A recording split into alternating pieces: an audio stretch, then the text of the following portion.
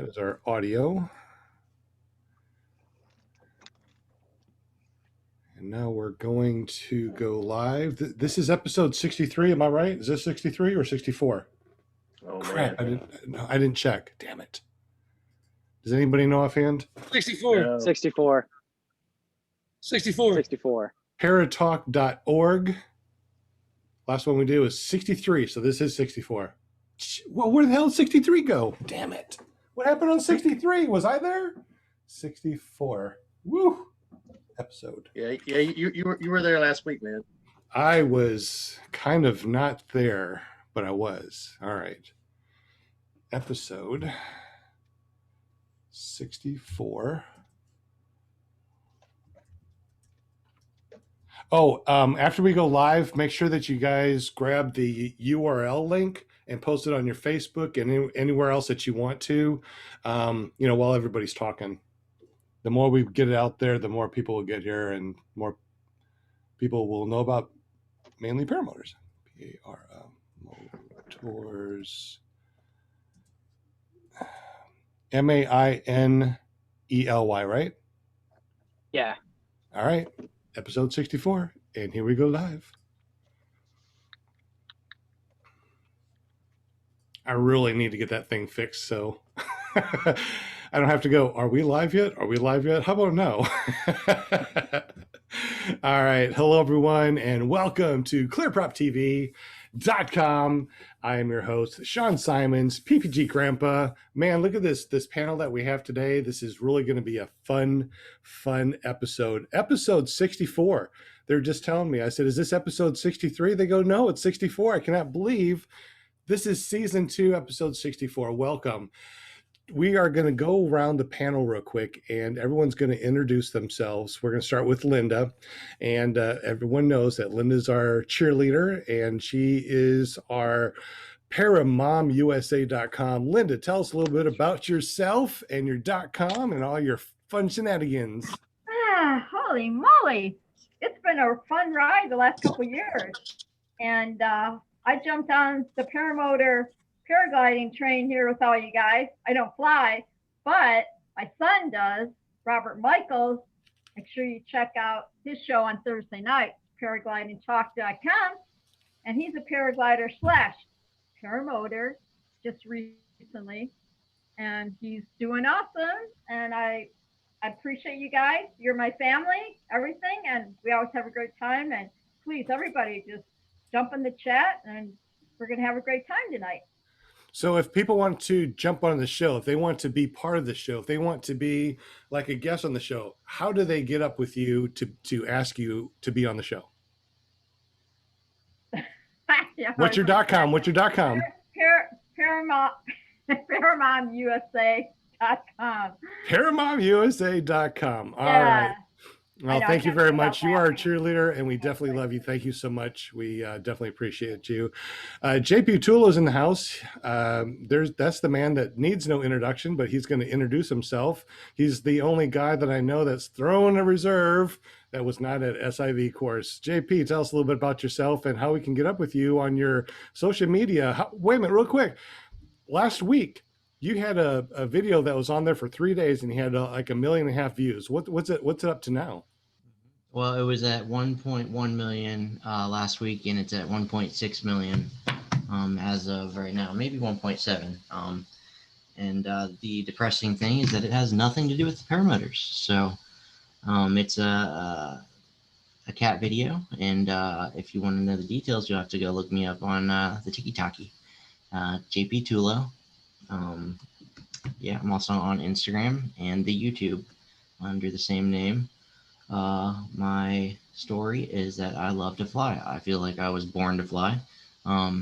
It's just my life has gotten so much better since training, and I love it. I could talk about it all day and every day, and that's why I'm one of the usual suspects that you'll see me on any night of the week, talking paramotors on one of these podcasts, whether it be Robert Michaels or OPN on Sundays.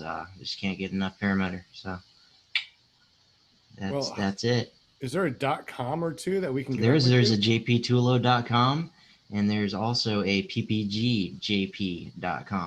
So no excuses of why you guys couldn't find me on social media. If you're not subscribed to me yet, I don't know what to say. I'm extremely disappointed because PPGJP, say it 10 times really quick.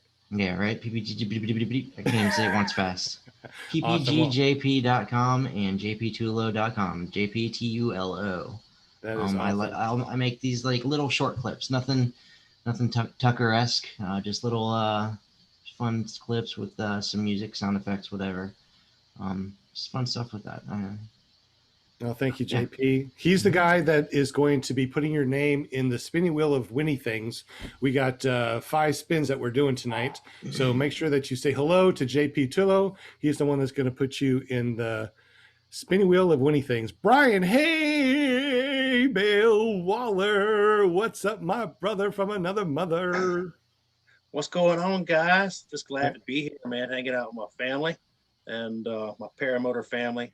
Such a great group of people. Like I was lucky enough to go to a fly-in recently down at Swanee. Got to hang out with a bunch of us, and man, looking forward to the Moonshiners already. Finally get to meet Sean.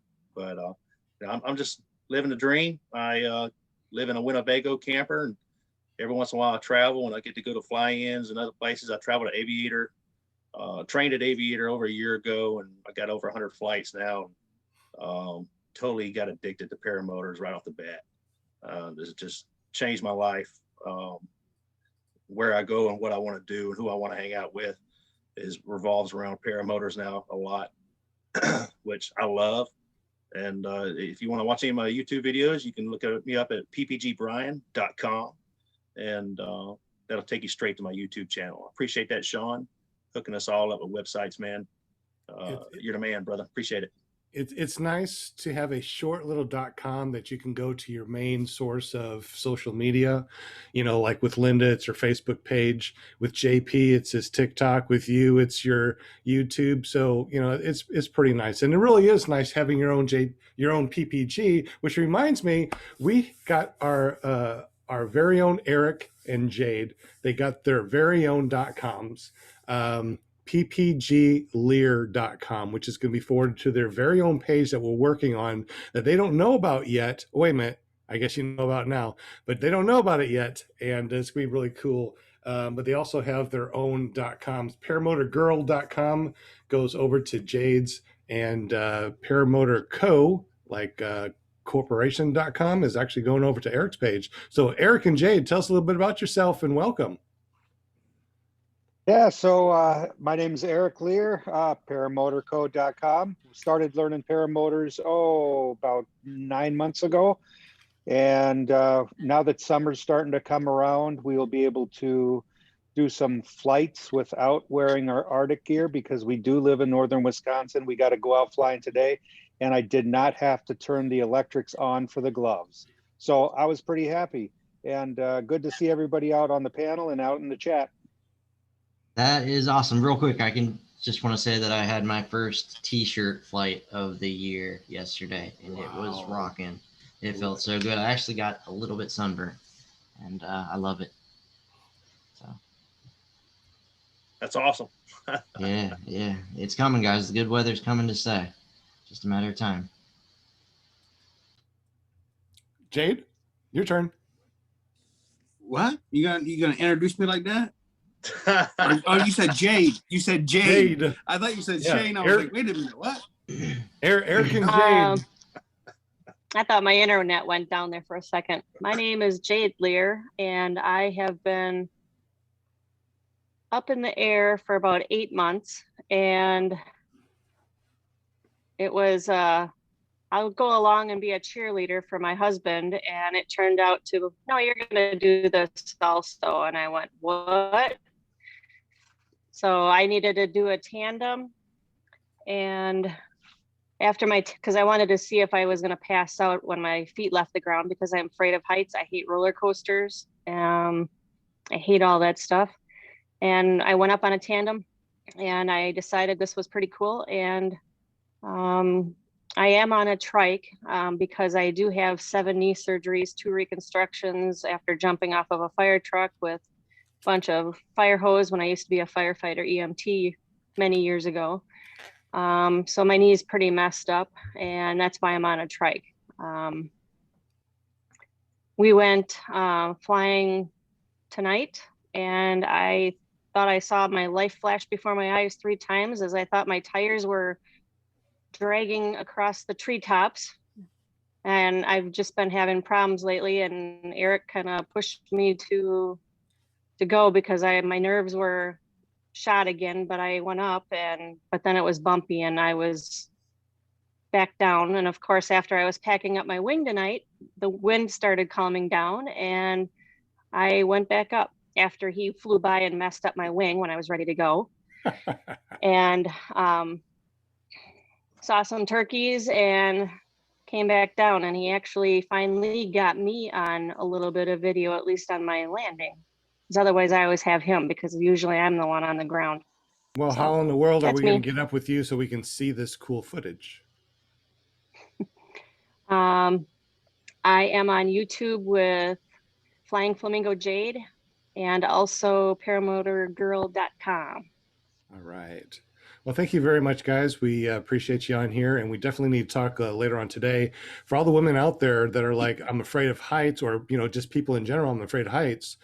I've heard that so many times. I'm afraid of heights. But once they get up on a tandem, they're like, this is like Google. You know, this is like a Google map. You know, It's different. Satellite view. You know, it's like, this is not heights. This is not No, like I'm on top of a tree or on a wiggly ladder. It's definitely amazing. So definitely, guys, thank you so much for being here. Never trust a skinny chef, Shane. I see that you are home, so I'm going to call on you real quick. He's also our resident comedian. So I think that if someone in the chat says, hey, we're going to donate $1 or $2 to hear Shane tell a story or a joke, I think that you're on call, dude. So tell us a little bit about yourself, Skinny Chef Shane. Most of my jokes are kind of hard because this is PPG rated. So, anyways, I learned to fly a little over a year ago. I've been cooking on YouTube for a little while, and I kind of do both of them. Sometimes I add the flying videos and the cooking together. Sometimes I don't. I like to make people laugh, and yeah, I just got back from flying, so I was running late. Ended my flight a little early. Had one of those 2-step takeoffs tonight, where you do the reverse, turn around 2 steps, and you go immediately to 50 feet. Yeah, that was tonight. It was not the greatest air, but I get to fly. I didn't get to fly this weekend, so it was worth it. And then I hurried back home, which I hadn't even had dinner yet, which I will be after the show gets started. I will black out my screen real quick, eat real fast, and be right back on. Well, you also have a show too, usually on Tuesday nights, like tomorrow. How do we get to this new show that you got going on? Well, if you go to ppgshane.com, Will asked me if I'm sober. Yeah, I actually haven't had anything to drink yet, so I may not be as funny as I normally think I am. You can go, it starts at 8 o'clock on Tuesday nights. We just kind of hang out, talk about whatever. Tomorrow night, I want to talk about wing inspections before flights, after flights. How often do we do it? And how often should we do it? So that'll be tomorrow night's topic, if you will. If someone wants to be on your show, how do they get up with you to be on your show? Or is it just you bring people on? How does it work? I usually ask whoever's in the chat if they want to come on. If they do, then I'll drop the link in the chat and invite them on. And we can talk about whatever we're talking about, or they can come on and talk about whatever they have on their minds. It's an open forum. Good. And it's not PPG rated, right? It's just whatever. I try, but I don't do very well. Okay. Well, thank you, Mr. Shane. We appreciate you. Always make sure you go to ppgshane.com. We also got PPG Pirate in the house. Not the pirate man. The guy that dropped a bill on one of our podcasts, the one that, wins so many things. Like, what'd you win? You won a strobe, didn't you? Like recently? Nice strobe. Yeah, episode 58, you won a strobe. So tell us a little bit about yourself and how do we get up with you? Yeah, I'm Brooke Sheffield. I go by PPG Pirate, which was my flight name at Aviator. Much like Brian the Hay Bell Waller, I'm a Aviator grad, also like our guest tonight. Been flying for 270 some flights. I've got a little over 200 hours of flight in the last year. Recently got my tandem exemption. Just recently completed an SIV. Flying has kind of become my life, other than farming, which you can kind of see behind me. I'm a cannabis farmer, and homesteading and farming has kind of been what I was into until I got into flying. And now you can follow my adventures at ppgpirate.com, which will take you over to my YouTube page. Not much going on there yet, but I promise there's a bunch of content I'm about to release. So I appreciate everybody's patience. But I'm stoked to be here tonight. And yeah, that's who I am. That's what I do. I fly. He was also a guest many, many moons ago, and he gave us all samples of his CBD oil. How do we go about going to your website and ordering some of that CBD oil that you got going on? I'm super glad you asked.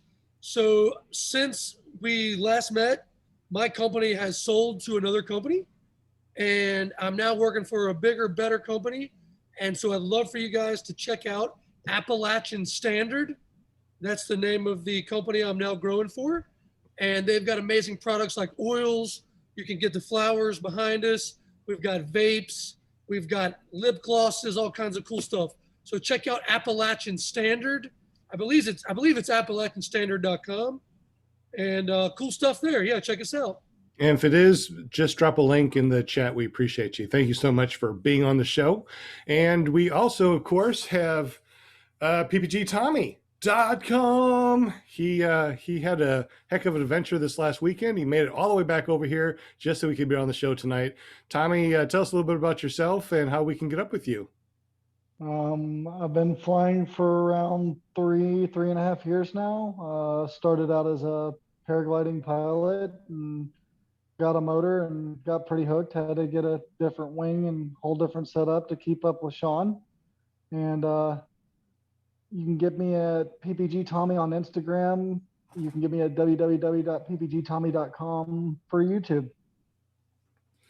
Yeah, when we first started flying, I apparently was flying faster than him because he had a mountain wing. So he upgraded and got a wing that actually is faster than mine. So go figure.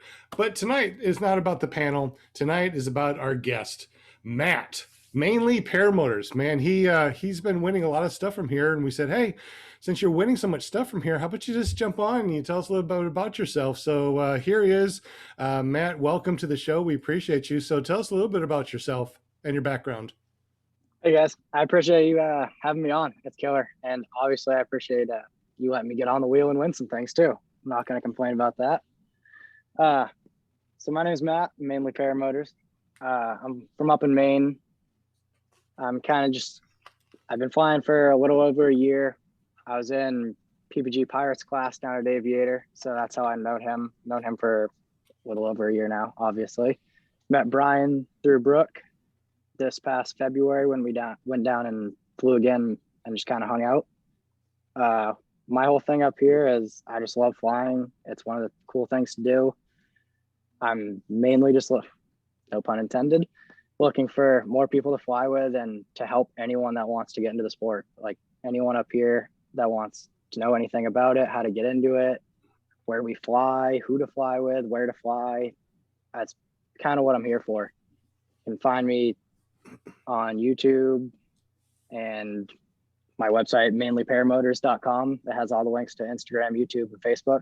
I'm not going to remember my Facebook link because I don't have a custom one because I'm not cool enough yet.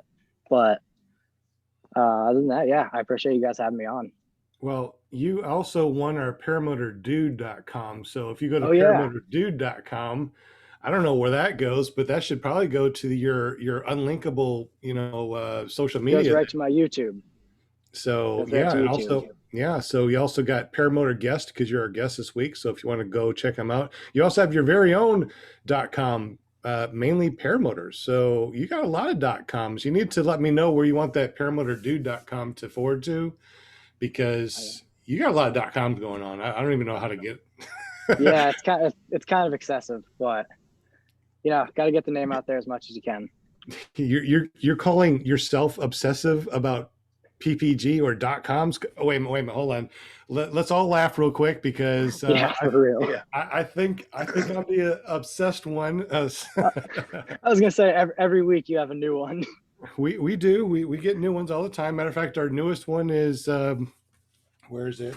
It is ppggifts.com. So PPG Gifts is going to be where we go and donate and get donations. So absolutely, it's going to be really fun. So mainly paramotors. So is it mainly paramotors or Maine because of Maine? And how'd you come up with that .com? Kind of me and one of my buddies, Aaron, actually, Brian met him when we went down to Florida this past February. We were kind of just hanging out one day. He knew what I wanted to do, and he knew I wanted to kind of get into it more and put my name out there. And we were kind of thinking of names that would relate to Maine. And then he ironically goes, yeah, it needs to relate to Maine, but mainly paramotors as well. And I was like, well, can't not use that. And it kind of just came out of nowhere. It's just one of those funny things. Looks like you got a shirt that says mainly paramotors. Looks like your background says mainly paramotors. And your website, as you can see right here, mainly paramotors. Are you selling paramotors too, or what do you got going on here? So I sell parts. I'm looking to sell some parts, throttles, anything like that you're looking for, kind of to keep you going. Not necessarily paramotors, but I can push you in the right direction. If you need one, I can push you in the right direction for what you need. I have stickers. I'm going to be getting some shirts on the website too, which will be kind of cool. It'll have actually the same sticker designs right there. And then it'll be the one with the dog and the color one on the front, and then the other one on the back. You're a pretty good artist. Just like me and my artist stuff. Wait a minute. No, we got a secret. What's our secret to getting these really cool cartoon things? If you're going to make me tell, it's this app called Fiverr. They have all kinds of artists on there, and you can go up and search it, and you can find all kinds of things. It's the coolest. I didn't know about it until someone mentioned it to me. They're like, hey, have you ever seen Fiverr? I was like, no, never seen it. How do you spell that? Fiver? Fiverr, 2 R's at the end. 2 R's. Okay. That's where you can get your little your stuff made there that we talked about before the show. Brian. Oh, sorry. What was that, man?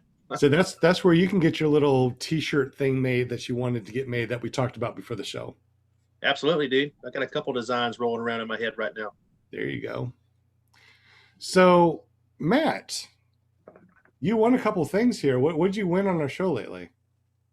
I won the throttle from, I think it was 3 episodes ago or 4. I think it was Mark George at Paramotor USA. Won one of those new throttles that they made. You gave away a throttle? Yeah. Dude, I said the same thing. That carbon fiber one? Yeah. I said the same thing. I couldn't believe it. And then the fact that I won it, I was even more blown away. Nice pickup. JP, you don't qualify to win anything on this show. You win on Sunday nights only, like last night. I did win last night. Now that you mention it. You only said engineer. I said electrical engineer. I should have won. Well, he didn't specify during his spiel, and it's all good. I did notice that, Brian, and you came in right after me with electrical. Yeah, no worries, man. I congratulated you. How about I wear the mask that I won on Monday, Tuesday, Wednesday, and you can wear the mask on Thursday, Friday, and the weekend. I'll even give it to you. You can share the mask I won. Fair enough, but no. We've deal. heard mainly paramotors won quite a few things on this show for sure. He was just talking about that. I think his name is quite popular. Speaking about names that are popular, Brian, you want to call off some names that are in the chat real quick? Are you able to do that? Yeah. Shout out to Eric, Aviator. He just showed up. We got another Eric, Paramotor.com. He's on the show, I believe. Josh Perry, DP, Bill H is on the show. John Wayne. PPG Pirate, Will Fly, Never Trust a Skinny Chef Shane, me, I saw Josh Perry and Fly Baby Flies on there, your Dan Keys, John Wayne, Dave Aller, and Adam Martin. I think Tommy Sutherland, Josh Perry. Did I get him already? We got 25 in the chat right now. Appreciate all y'all jumping in and make And only sure. 12 thumbs up. Yeah. I was one of those a minute ago. Appreciate the reminder. It's always good to remember. Speaking about reminding, make sure you guys say hi in the chat. If you have not, just say hi to JP Tulo because he's putting your name in the spinning wheel of Winnie Things. We're going to be spinning here in about 5 minutes. So right after Matt tells us his latest, coolest adventure, we're going to spin the wheel. So make sure you say hi in the chat. Matt from Mainly Paramotor, what is your coolest adventure that you have done since you've been flying paramotors? Real quick, Kent Stamey in the super chat with 20 bucks. What? Kent Stamey, always Kent, on it. thank dude. you so much. Yep, and I missed slow days earlier. Sorry about that. Killer Ken. Killer Kent. That was awesome. What's up, Back to you. friends? Yeah, so let's see. I'm trying to think. Coolest adventure since I've started flying. I think it's back in July of 2020. I went down to North Carolina over to PPG Pirates, over to Brooks, and he had me flying in the mountains. Granted, it's Maine, so there's some mountains here, but it's a little different down there in North Carolina. That we flew all over the place. He was trying to take me over to a place called Chimney Rock. It would have been the coolest flight. Got a little too bumpy for me back then, but hoping to visit him this summer again because now I definitely want to make that flight. So Brooke, are you up for that or what? Oh yeah, always. All right, perfect, man. Well, we're going to be spinning the spinning wheel here in just a minute, and we also got Aviator in the chat. So, John Wayne dropped 20 bucks. John Wayne, thank you, John. Why are you not on here? You should jump on here and just hang out with us. Yeah, exactly. I think that while we're spinning the spinning wheel, since we have so many alumni that has gone to Aviator, we probably need to talk about Aviator experience too. Are you guys up for that? Yeah. Okay. So since we got our guest Matt, if you want to go ahead and start, how was your training at Aviator? My training at Aviator was actually awesome. It was, granted, obviously I've never trained anywhere else. I get that, but I think it's the best training you can get, man. Like not even just the training, just the environment. I'm a big person like that. I don't want, especially a sport like this, I don't want to do it with people who aren't safe or who aren't fun to fly with, don't want to do it the right way. They make sure you do it the right way. They make sure you do it safe. And I left there feeling like a confident pilot, which was sweet. Like I went in the first day, having never seen it, having never touched a wing, scared to death. And then at the end of it, it was a life-changing experience. I'm a confident pilot. It's the coolest thing to see life from the sky. Totally different than a plane. People ask me all the time. They're like, yeah, man, well, I've flown to Florida before. It's nothing like that. It doesn't compare. There's no other feeling besides being wide open in the air. You can't beat it. So like their training is some of the best. I recommend them to anyone who reaches out to me. I've had a few people back home reach out to me and I've recommended them to Aviator. I think they're doing a class up north in July sometime. So I think anyone around this area, that'd be a good time to do it. But I love Aviator. They're still great. We went back down in February just to visit and fly again because we had such a great time. And it's such great flying down there in Florida.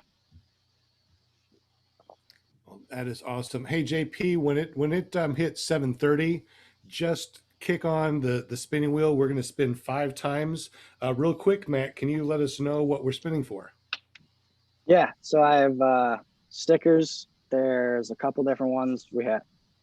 They're on my website, but we'll see if we can do this. I'm not sure if it's going to work out well. Because you can go back to your website if that helps.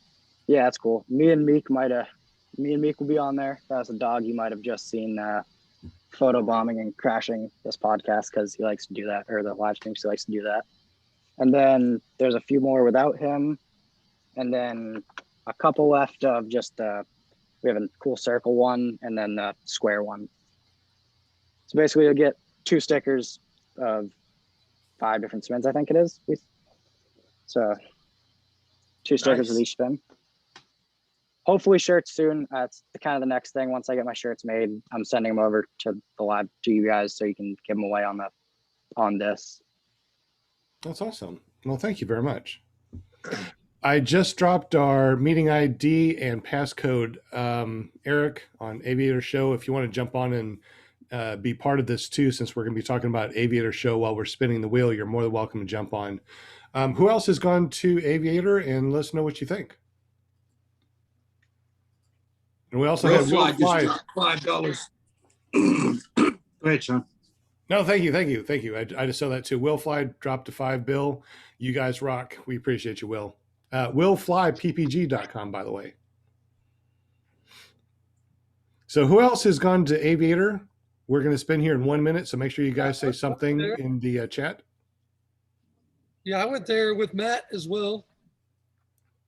And just pretty much what Matt said, the most amazing time you can imagine.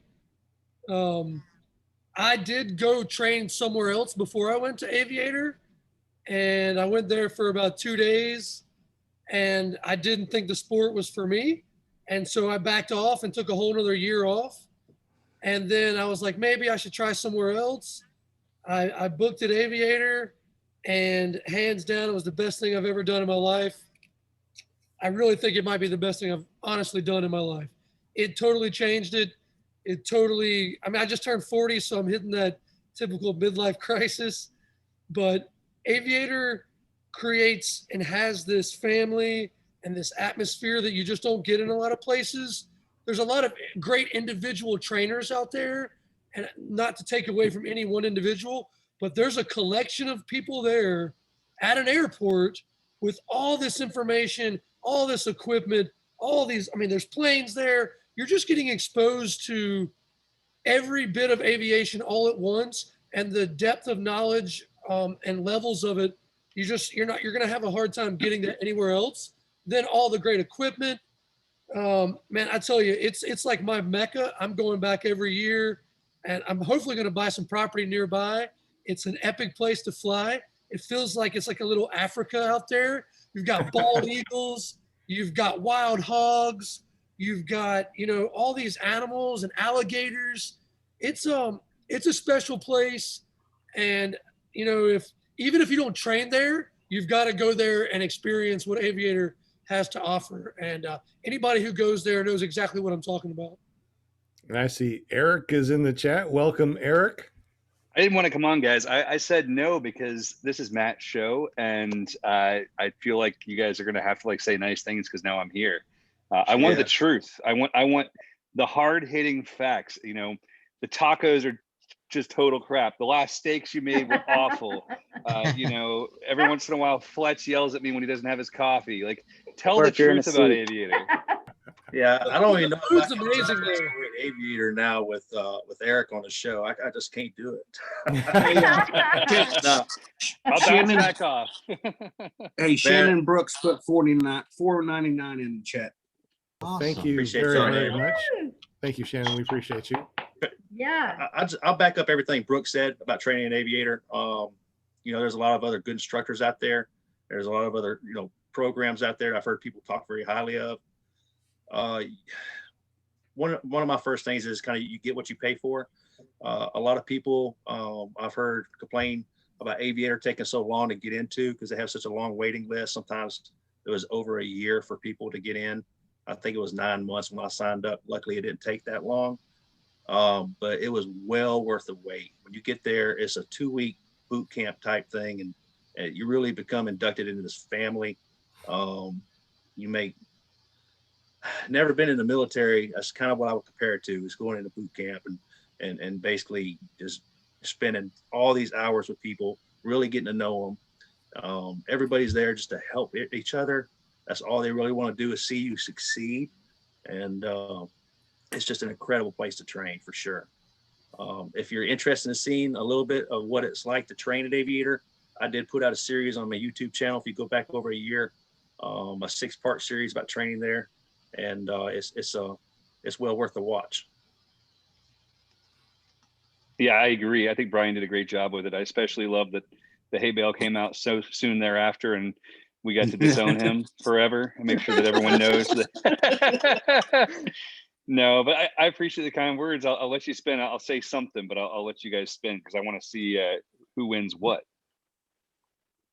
Well, tonight, We'll talk a little bit in the background because we're going to have 5 spins here.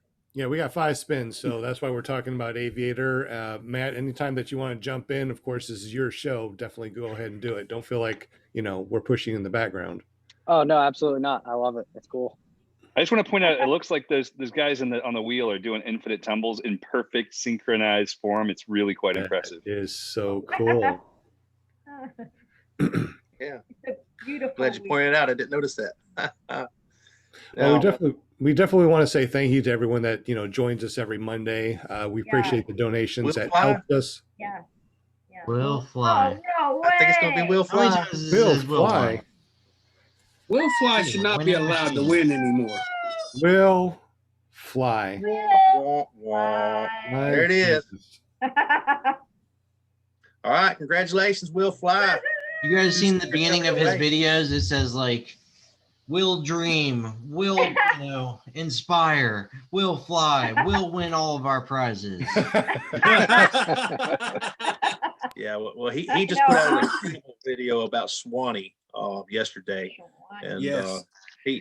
dude, I like to watch my videos, but when I watch people's videos like Will's, it makes me realize how much room for improvement I have. He does a really good job. He does. I told him I need to learn how to edit video like he does. I don't do enough of the B-roll stuff.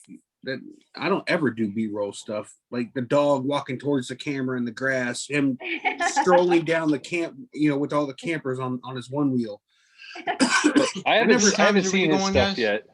I haven't seen his stuff yet. I don't know if you guys have seen Alan Archer. Alan's an alumni of ours. He just was down in Costa Rica for a few months and posted a really cool video of him flying in Jaco with Gigi at Paracosta, and his motion tracking was like choice. And that's something we don't really do in our videos. And we have a full production team. Like we're working hard to make this stuff good, and he nailed it. So if you guys want to see some cool paramotoring in Costa Rica, check out Alan Archer's channel. Hey, Eric, we got a question from Paramotor NC. He wants to know if you guys do PPG schools do you ever offer a program for intermediate pilots, something in between the training and in advanced maneuvers? Yeah, we do. So we actually, our schedule's been so booked up. I got Jim. My money's on Jim. I think so. Jim. Get it, Jim. So I will say That's really awesome. quick, anyone who wins, just reach out to me on my website, mainlyparamotors.com, and send me an email, and I'll get everything. Just send me your address and name, and I'll send everything out to you. Just to make it easy, if you go over to ppgzone.com/ClearPropTV, just fill out the winner form. And what I'll do is I'll fill that. I will forward that over to Mainly Paramotors. Perfect. So that way you don't have a whole bunch of emails coming in, and that's killer. Well, actually, you probably want a bunch of emails coming in, but whatever. No, that's cool. That's perfect. We got 3 more spins, so go ahead and just keep on spinning, Mr. JP, unless you got some more people that you're jumping in. Hey, I want to hear the first time you got back to Maine. Did you get to fly in Maine, or did you have to wait till you got down to North Carolina to get your next flight after school? Yeah, so that's a good question because I didn't. I trained in February. So if anyone knows any kind of Maine weather, it's freezing until April or May. It's under 40 until April or May. So it's windy, it's tough. I didn't fly. It got up to the end of June and it was finally getting good weather, but it had been so long. I just didn't feel comfortable doing it by myself. I knew I could. I knew I would have no issues. but it was just more me being a safe pilot, what Aviator taught, be a safe pilot, kind of always know where you're at. I knew I could do it, but I didn't want to by myself. I wanted to fly with some other people for the first time. So from February to June, I didn't fly. I went down to North Carolina to Brooks and flew for the first time since training.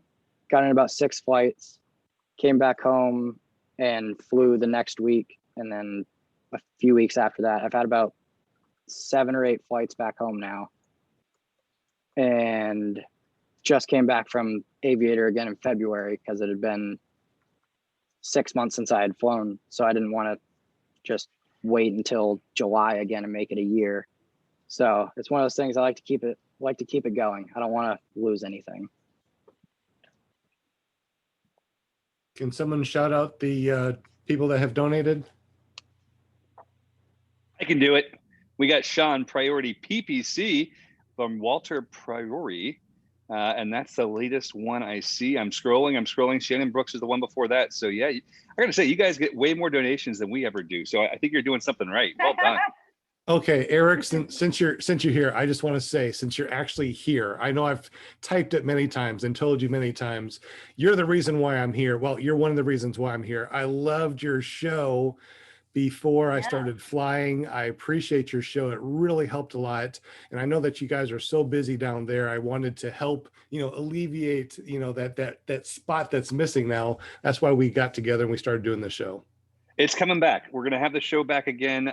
We're building a studio out, so it will be a bit more professional and just better all around. I'm doing hardwired internet and trying to find ways to make it even better. So the show will return probably Tuesday night still, and it will hopefully have considerably higher production value. The goal is a 4 to 5 camera kind of cool freaking show. Wow. Awesome, Yeah. Eric. If it's worth doing, it's worth overdoing, right? Shane That's show. my family's motto. That's literally it's all my family's crest is anything worth doing is worth overdoing. Nick Bryan. Congratulations, Nick. Make sure you go over to ppgzone.com/clearproptv.com or ClearPropTV and fill out your winner's form. We got Will Fly just dropped another $10. Says this is for Resurgence PPG, not just anything. Nice. Thank you. Awesome. Yeah. Which reminds me, we get paid every on the 21st of every month, and it just happens to be the 22nd. So we got paid yesterday, but they dropped it in our account for all the money that you guys have donating. So we're going to be sending some money out to Resurgence. We're going to be buying some more stuff. All the people that have won the flags in the last month or so, now we're going to put those in production. So you guys will be getting those. And that goes back to episode 56 or before. Shannon Brooks, Mark McElroy, Mark George will fly. You get some flags. Episode 57, Kent Stamey, Scott Shamka, which I haven't heard from Scott yet. Shannon Brooks. Oh, you got the gloves. Mainly Paramotor got the paramotordude.com. Walter got a shirt. Tyler Val's got the strobe. But yeah, we're going to be putting those flags in production soon. Who is going to win this one, guys? Watch it be Aviator. I think it's going to go by Aviator. Kent. Oh, I got my money's on Kent. I think Aviator. It's a close one. That's a close one. If he wins, Come on, he has to Kent. put it on his car. Come on, Kent. Yeah, that's Kent. Oh man, Kent wins again. Yeah, Kent, get it, boy. Kent deserves it, man. He's had a big week. He just got done training with Kyle Lowe down there. Yep, and he is now a pilot. He has flown. And he's also has his very own .com at kentstamey.com, which reminds me, Kent, when you fill out that form, also let me know where you want your kentstamey.com to be forwarded to. I can't find your YouTube. Do you have a YouTube? Come on, guys. Help me out here. Well, so Kent Stamey won. All right, we got one more spin to go. And then we're back to Matt and his adventures. Hey, I will say real quick while the wheel's spinning, when I was looking into schools to learn to fly, Aviators was my #1 choice, except for they were out a year and I didn't want to wait a year. So I ended up at 4 Winds, which I've been completely and totally happy with. I actually just flew tonight with a guy I just met at the compound who flew with Four Winds like 2 years ago, and he was a pretty nice guy and talked highly of the school as well. But Aviators was my first choice. I just was impatient. Well, luckily, we're not that far booked out anymore. We've more than quadrupled our staff, and we're in a much better position to be able to actually serve people. So last year we trained 186 pilots. What? The year before that, like 110. The year before that, 66. So we're on track for 250 plus this year. With we're adding staff. We're actually actively hiring instructors, and you don't have to be an instructor. So if you are a pilot that likes paramotor and wants to share it with other people, we can help you learn how to teach, and it's something we'd love to do. So we're looking to add probably 5 more instructors to the team. Congratulations, Plainfield Awesome. PPG. Plainfield PPG. Make sure you go over to ppgzone.com/ClearPropTV and fill out your winning form. Let us know that you won a sticker. All right. Does anybody have anything else that they want to give away, since we still have got the spinning wheel thing? Kent Stamey just said he would like to donate my sticker to my brother, to me. Now, I honestly did not read all of that until just now. So I'll go to the form and put in all the information under Kent's name. But we still need your social Security number? No. And drop of blood. We need your info for your social media. Yeah, so Guys, you can send that. Go ahead. No, it's all good, Sean. Okay. Go ahead and send me your information, Kent Stamey, to ppggrandpa@gmail.com. Go ahead, Mr. Ark. I just want to say thank you guys so much for having me on. Mark, George asked if we do franchises. No, we're not doing franchises at this time. We looked into it, and it's way too much work. And even the Alliance program, as awesome as people are, it's not quite the same as training at Aviator. So we're just doing more Aviators. But for all you guys here at ClearPropTV, thank you so much for having me. Matt, Brian, you guys are awesome. Love you guys. Love everybody. And we'll have more fun very soon. I'm going to go hang out with my wife again. Awesome. Thank you so much, Eric, for jumping on the show. We definitely appreciate you. One thing, Mr. Farewell. Real quick before you leave, Eric, can I grab a screenshot? Oh, yes, screenshot real quick. I'm ready finally. And send these screenshots to me. I haven't been getting them. Oh, okay. Ready? 1, 2, 3. Cheese. Oh, no. Awesome. Thanks so much, Eric. Great night, guys. See y'all soon. Peace out, Eric. Thank you. So we got some questions in the chat. Hey, real quick, I will tell you, every time I've ever gone or talked to in the shows or whatever to do with Eric, he's always been more than cordial and very polite and friendly. And he's just an all-around great guy. Yep. Yeah, absolutely, man. I've been down to Aviator 4 different times, once to train, and I've had a privilege to meet different classes. And my last trip down there, I got to hang out with Brooke and Matt and quite a few other people. That was awesome. Yep. Yeah, so that was Matt, a killer time. Tell us about your first flight in Maine. So first flight in Maine. I mean, where did you go? What did you see? It was around August. So like in Maine, August is just the month. Like that's our prime flying time. If the winds have finally died, it's beautiful the whole time. So there's a turf farm like about 15-20 minutes from my house, to not too far, which is awesome. 100+ acre turf farm. It's an old school farmer who loves it. He just thinks it's the coolest thing in the world. That was actually my first flight from that farm. So I flew out of there. As soon as you go up, I mean, if anyone knows Maine, I'm generally like right along the coast, probably 20 miles in. But as soon as you go up in the air, you see everything. So that was the first time I had flown in Maine in anything besides like a commercial airplane or commercial whatever. That was the coolest feeling in the world. Aviator was one thing. Like I said, it's amazing to fly there. It's perfect flying. But flying back in your home area is the coolest thing. Like as soon as I left the ground, I could see all of the ocean. It was unreal. I can't even describe it. It was the coolest thing. And then going back down to Brooks afterwards, or before that, like comparing the two, it was, Brooke, your place is amazing, but as much as I complain about Maine being cold, Maine is the most beautiful state in the US. Maybe I'm biased, obviously, but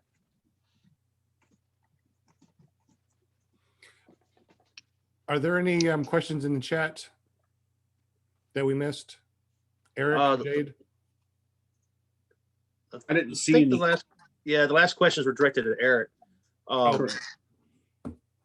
So have you kicked the moose or anything like that up there? I mean, down in Alabama, we have hay bales. In Maine, I'm guessing you got moose. yeah, the moose, deer, all that. Yeah. No, my goal is to land on the moose's back. No, I'm just kidding now. No, so where I'm at, that would be the coolest video ever, though. tell me it wouldn't. Did anyone see the video of the dude jumping out of their boat onto a moose by any chance? What? No. Yeah, a dude totally does that. I'm pretty sure it's in Maine. Jumps off his little boat onto the back of a moose who's just swimming in the water or walking because the moose is giant.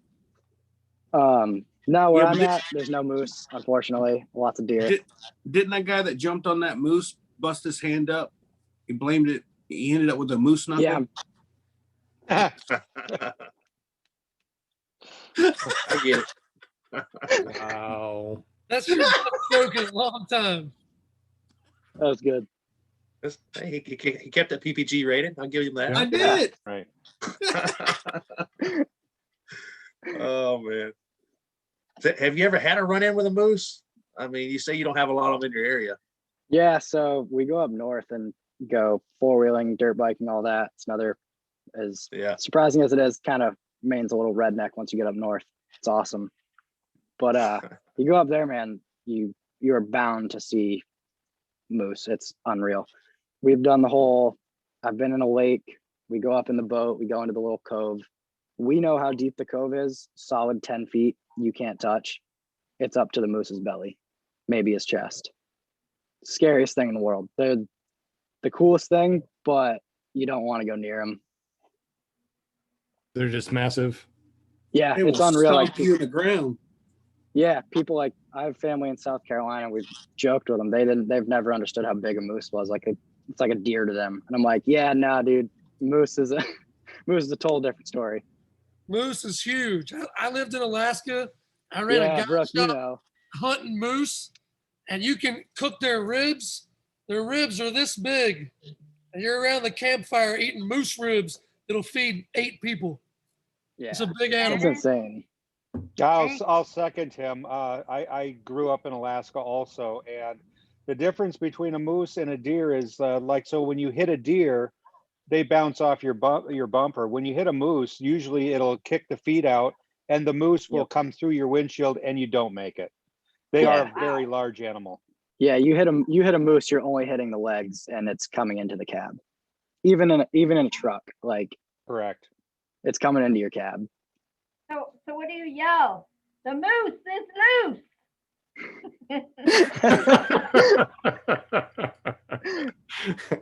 I think she's our comedy relief tonight. I had to. It's, you know. Every time I hear moose, I'm thinking about moose and squirrel. That's how old I am. Oh, you're so funny. No, it's all good. So when are you coming down this way and flying with us? When's your next fly-in? So I'm hoping to make the Moonshiner fly-in. Oh, right. That's what we're all going to. Is it? Yeah, Yeah, that's the one we're all- then, because it's right around Tennessee, North Carolina. I'm assuming Tennessee because of the name. It's maybe I'm wrong. Mountain City, Tennessee. All right, so I was pretty close.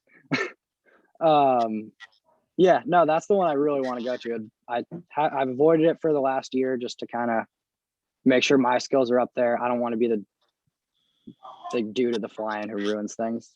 No one wants to be that guy. There's never just I'm one finally at the guy. point where, I'm sorry. yeah, that's a good point.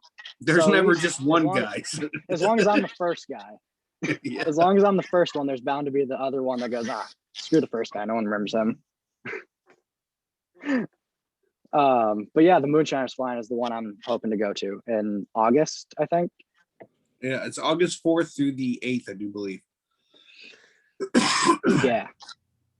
And I believe that we might meet up earlier than that. Yes. We'll talk Man about on that that. later. All right. It looks like we also got Tommy Sutherland here in the chat. So welcome, Tommy. We appreciate you being in here. So you also said before the show that you also like to ride thing with 2 wheels. So tell us about your motocross and all that fun stuff. Yeah, so that's kind of my other thing. My brother owns a used car dealership, so we have a lot of weird stuff that comes through motorcycle wise. That anything with 2 wheels is kind of my other thing. Paramotors and 2 wheels. I don't care for 4 wheels. That's too safe. It's too safe. So have you done anything like jumping ramps? I mean, do you just drive or ride the motorcycle, or is there No, so trail riding is a lot of things up here, but you get really bored, you learn to ride wheelies really well. Mhm. We'll say that. You get really good at riding wheelies. Do we have any videos of that? No, so I've never actually owned a GoPro until the last flight I took in February. I just never gotten into it. And I finally was like, this sucks. I don't have any video of me doing anything cool. So February is actually really my first start of like any GoPro footage of anything, which is kind of crazy, I know. But speaking of which, you got some videos up on your YouTube channel of flying, right?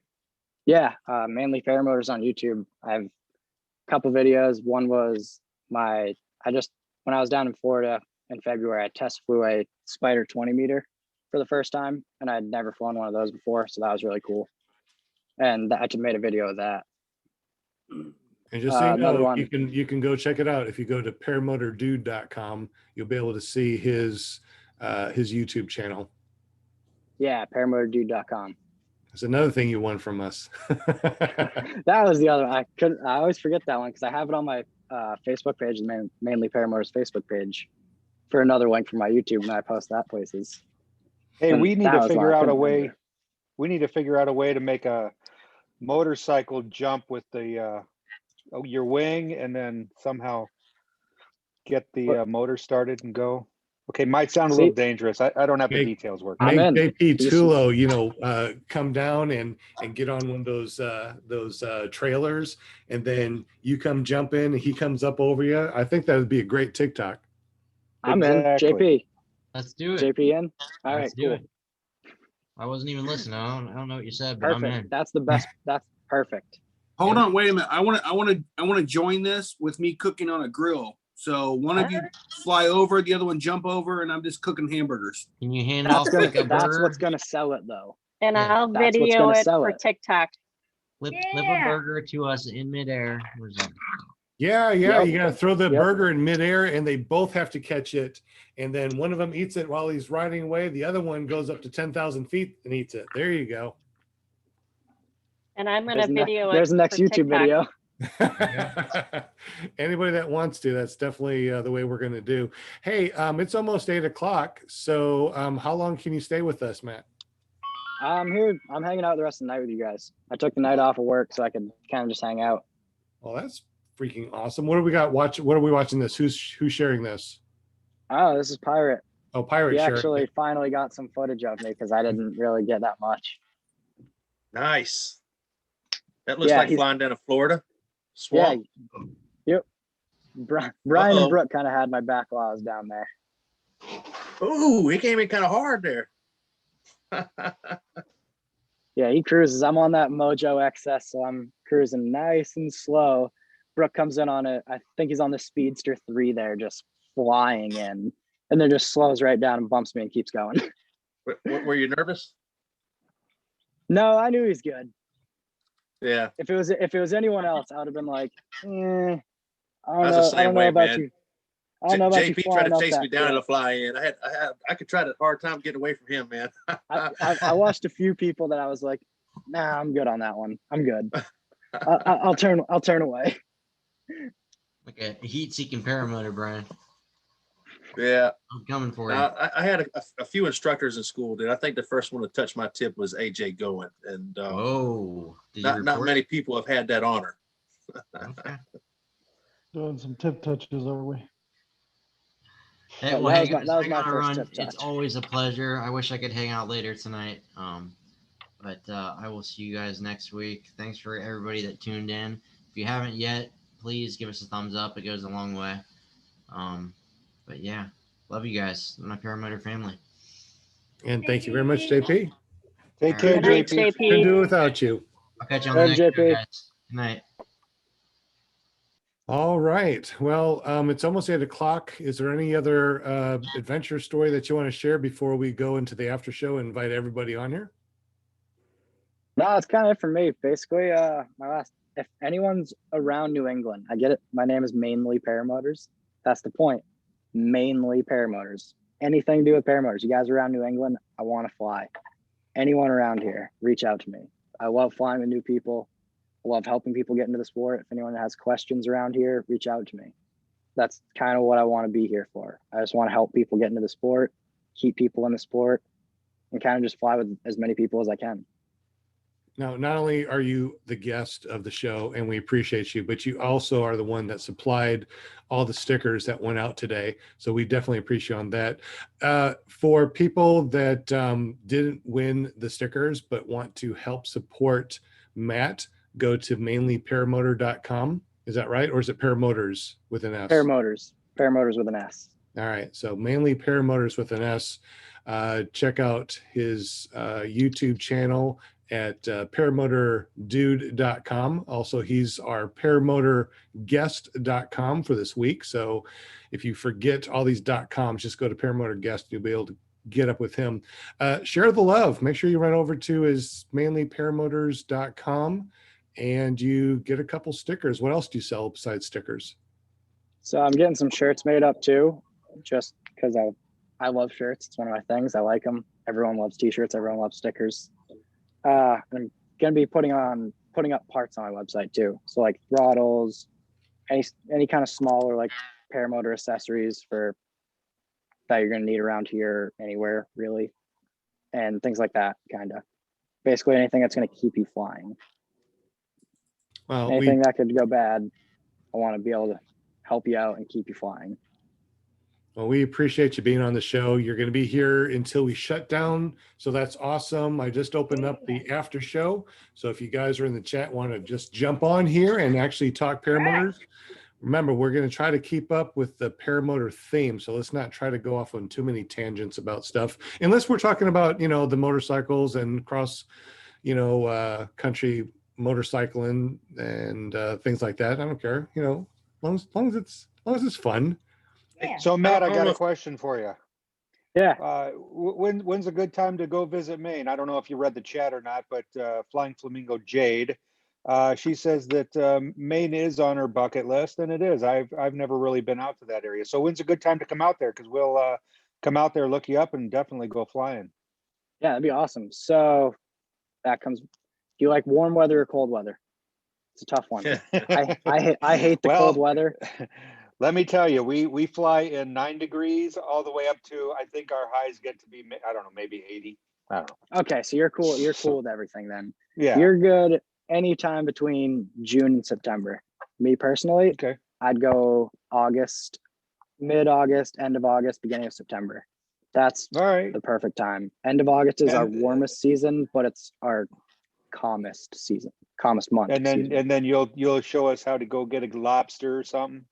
Oh, absolutely. You got to get the best All seafood. That was something I got in not an argument, but a disagreement with some people down in Florida. They tried to tell me some seafood down there, and I was like, yeah, that's not lobster, man. I was like, that's not the real thing. Those Florida people. Yeah, I was like, I love you guys, but I was like, it's not real lobster. Cool. I was like, come to Maine. Yeah, we'll definitely keep that in mind.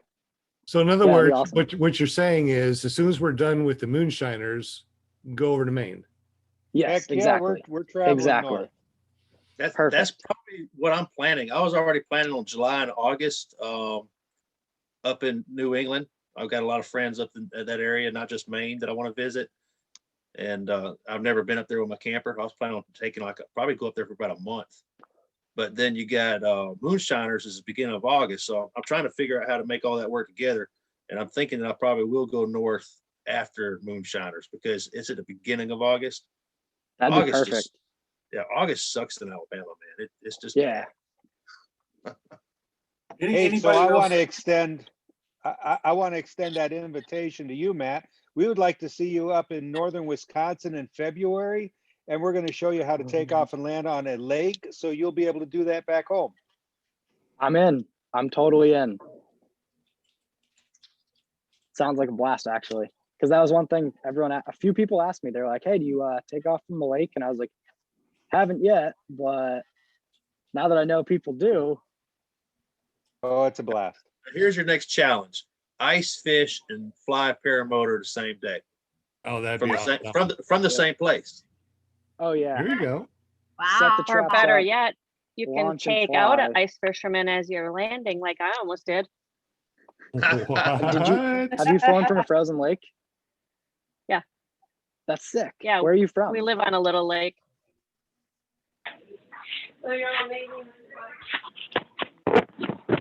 They're from Wisconsin. They're in Wisconsin. Oh, Wisconsin. Okay. Oh, my bad. I'm a space cadet. Sorry. That's fine. No, don't get me wrong. So you guys get the cold thing. You understand it. You get like real cold. You like actually know. Yeah, we know. Yeah, because that was one. I got down to Florida. It was 33 one night and 35 another night, and I wasn't too upset about it. And then the rest of the days where it was a few days where it was 60, I was in shorts and a t-shirt, and everyone's in a sweatshirt and pants, and I'm like, yeah, this isn't cold, man. I'm like, this is 60 degrees warmer than back home. They're like 60, and I'm like, yeah, no, it's 0 back home. Like we're getting 2 feet of snow type thing. I know today was 60-ish when we flew this afternoon, and I went up, no gloves. I think I took my jacket off. I don't remember, after having some issues and finally getting up there, but just regular shoes, no snow pants or anything like that. And it was wonderful. I was gonna say that must be the best thing. I haven't flown in winter yet, like actual cold like snow. So because of that, I was like, I don't know if I want to get all the snow pants on, like a snowmobiling suit, like the onesie. But now That's what Eric does. Is that what he does? Yeah. So for all the people that are flying like in, really cold weather, what is the gear to wear when you fly in below 0 weather? Well, I fly with my snowboarding stuff. I just have snow pants and my winter jacket, and then usually a mask or a gaiter over my face, and then my ski goggles. We did buy the heated gloves and then the outer shell, and I had problems with that in my throttle hand because I got too much in my hand. So then I took off the outer shell because it's a little bit baggier. And then once I got up in the air, I was able to put that outer shell on once I was stable enough. That was my worry, is and launching with, like I with said, the gloves. coldest we did was December 3rd or 5th, something like that. And it was 9 degrees. 9 or -9? 9. That's 9 cool. above. But it was so easily the 0 in calmest. the air. Yeah. Oh God. But it was the calmest, and it was a sunset or a sunrise, and I did that one on video on my YouTube channel, and that was pretty awesome. Believe it or not, we get real calm weather in the snow. You don't have thermals. So you can do a See, I lot would of wonder all-day about flying. that. You don't have Yeah. thermals, but you need thermals. Correct. Hey, in cold weather, do you get the thermals off the snow, or can y'all do midday flights with no problem? Can you turn Midday flights, no problem. Yeah, it's nice. It's funny because I kind of wondered that, because I was curious, since this is still my first year. This is my first winter kind of being able to fly. I'd wondered that same thing. Like, is there thermals when it's 3 feet of snow on the ground? No, not at all. Because there's nothing really to heat up. You're just melting Nope. snow. Correct. See, that's cool. So in Maine, I'm guessing you don't have a lot of LZs, right? Wherever you take off from, probably very wooded. Yeah, that's the other tough one, is picking the spots where you want to fly. We have a few of them. Like there's a community park like right down the street from my house. I would love to fly it. There's just not as many outs as I would like. So it Doesn't wouldn't be. matter. That's why they call you the bushwhacker. It's true. It's very true. Take them out as I come in, you know. Can I ask mainly paramotors, how does your dog enjoy flying? He hasn't gone up yet. I'm still trying to find the right person to bring him up. I don't have the trike. Okay, I just saw the picture. I thought it was you that has taken the dog up. I got him in the picture. He loves it though. I got him while I was down in Florida and at the airport, and he's been in an airport and around airplanes and all that since the beginning. He loves it. He thinks it's the coolest thing. He'll chase you right up into the air. Meek is a super cool dog, man. Yeah, he won't get in your way. He'll just chase you. He thinks it's the coolest thing. Yeah. Brian met him. Brian knows. Yeah. And he stays there. He stays there waiting for you to come back. Yep. He's sitting there waiting. He's like, all right, cool, you're back. Sweet. Awesome. Hey, Matt. Go ahead. No, you go ahead, Mark. Sorry. I was going to ask you, man. I don't know if you know that I'm affiliated with Paraswag USA or not, but you know, we kind of with other companies, kind of like what you do, and sell different accessories and stuff. I may reach out to you and send you a list of stuff that we may hand off to you at a cost where you can sell them on your site. Yeah, that'd be sweet. That'd be killer. That's exactly like what I'm looking to do, is help as many people as I can. Really help everyone on every side. You know, Sorry, you're now Meek's here. You're gonna run into different people over there in where you're at in Maine, you know, than what we have over south. So yeah, you know, it's funny.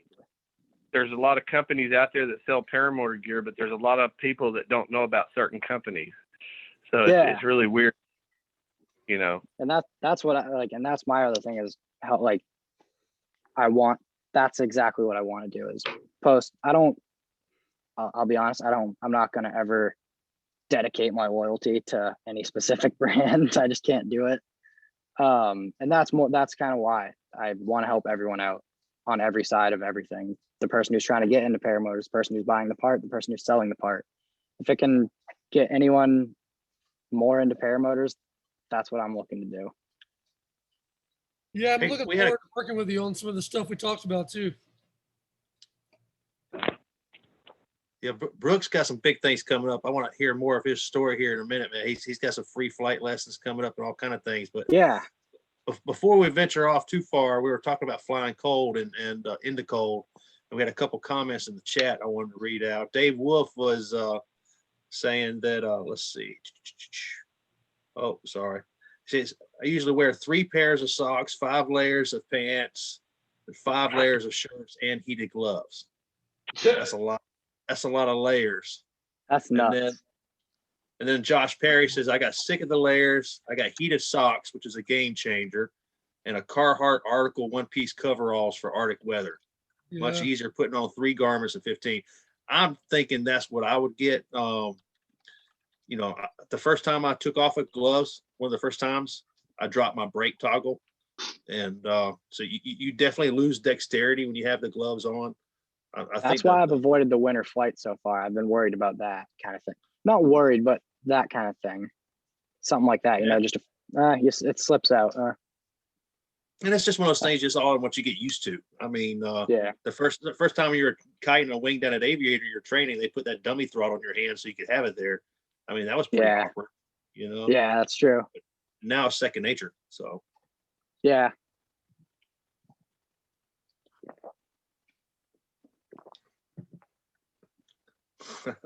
Did everybody jump on that wanted to jump on?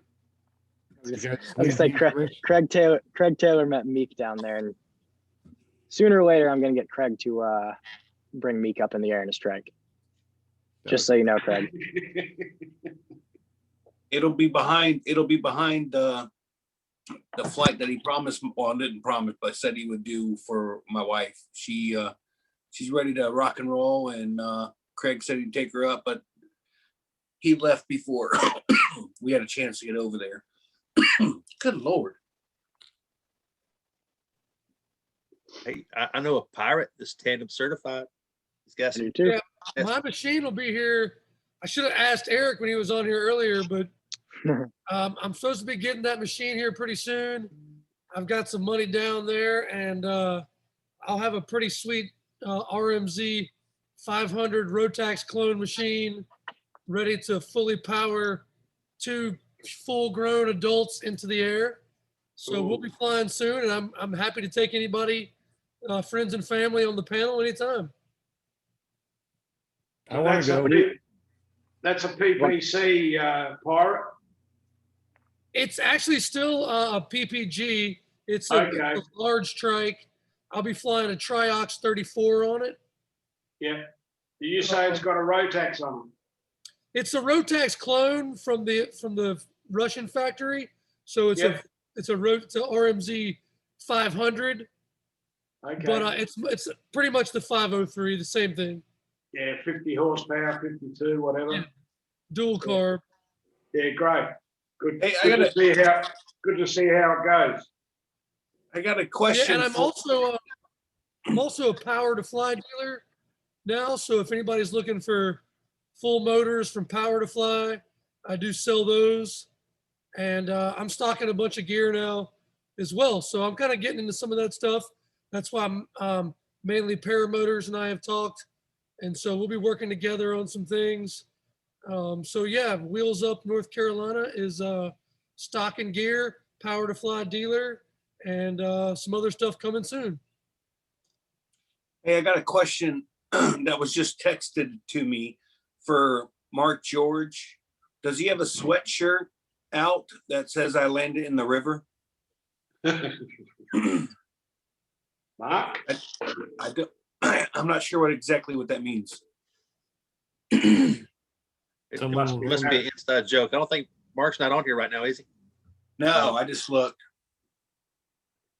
Yeah, he can answer the chat. Was that from Paramotor Crazy, Shane? Nay, I don't know. It was from somebody. I don't know. He's pleading the fifth, I think. Oh man. John Wayne in the house. How's it going, John? Yeah, what's up, John? Tommy? He should have one himself, gone fishing while paramotoring. Yeah. John looks very comfortable. I'm exhausted, man. Yeah, I'm wore out. You have a big weekend, John. Yeah, I did. I forget I'm an old man sometimes. I was going to say, you're trying to keep up to the young ones, are you? There ain't no danger of that happening.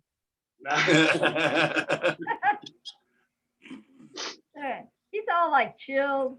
You're all chilled, John, on your couch there. Man, like, I was out there last night. It's like you're ready to go to sleep. I took off last night kind of late, and I had so much trouble. Oh, no. It was unbelievable. I had a brake line that wrapped around the pulley, and that wasn't a big deal. I took off, and I pulled some brakes. One of them didn't come back up. I straightened that out. And then I look up, I make a turn, and the damn thing's done it again. So I fixed it the second time I land. I'm going to figure out what's the matter with it. Long story. But anyway, I had 3 failed launches because of that stupid brake line, and because I was too dumb to just put everything down and fix it, But anyway. Well, John, my black cloud traveled to you. Yeah, I guess so. And it was my fault. If I had just stopped and fixed it, it would have been okay. But you know how you do. I just kept pulling it up. Anyway, it got sorted out. It happens, John. It happens to the best of us. We have good days and bad days. What's the saying, John? 3 failed launches, give up? Yeah, well, I made it on the fourth one. But, Yeah. well, I landed out away from everybody because they had students out there and stuff. If I'd have been closer to where my van was, there wouldn't have been 3 tries. I'd have been done. Mark was there. Yeah, I saw him. Yeah, struggling. He was struggling. Yeah, it was bad out there, wasn't it? You know what? The wind was switchy. Ask Amy. Yeah. Oh yeah. Wish I could have made it down there. So, we were Looked like we had a Greg, lot of fun. so Greg Anthony Harris was out there, and you know we've all been plucked up off the ground by our wing, right? Yeah. She got plucked. She got plucked pretty good, but everybody grabbed their wing real quick before it took off any further. Well, But she is actually, you can ask John, she has come a long way with her kiting. And yeah, she can kite. She did a hang test. She did her throttle. She throttled full throttle on the animation. Did her weight shift testing on the hang test. I mean, she's just maybe a few lessons away from getting in the air, guys. Sounds good, Mark. Right there. There she is. Hi, Amy. Don't pick She on looks my like me, Amy, don't she? girl. Don't pick on her. She had a long day today after spring break.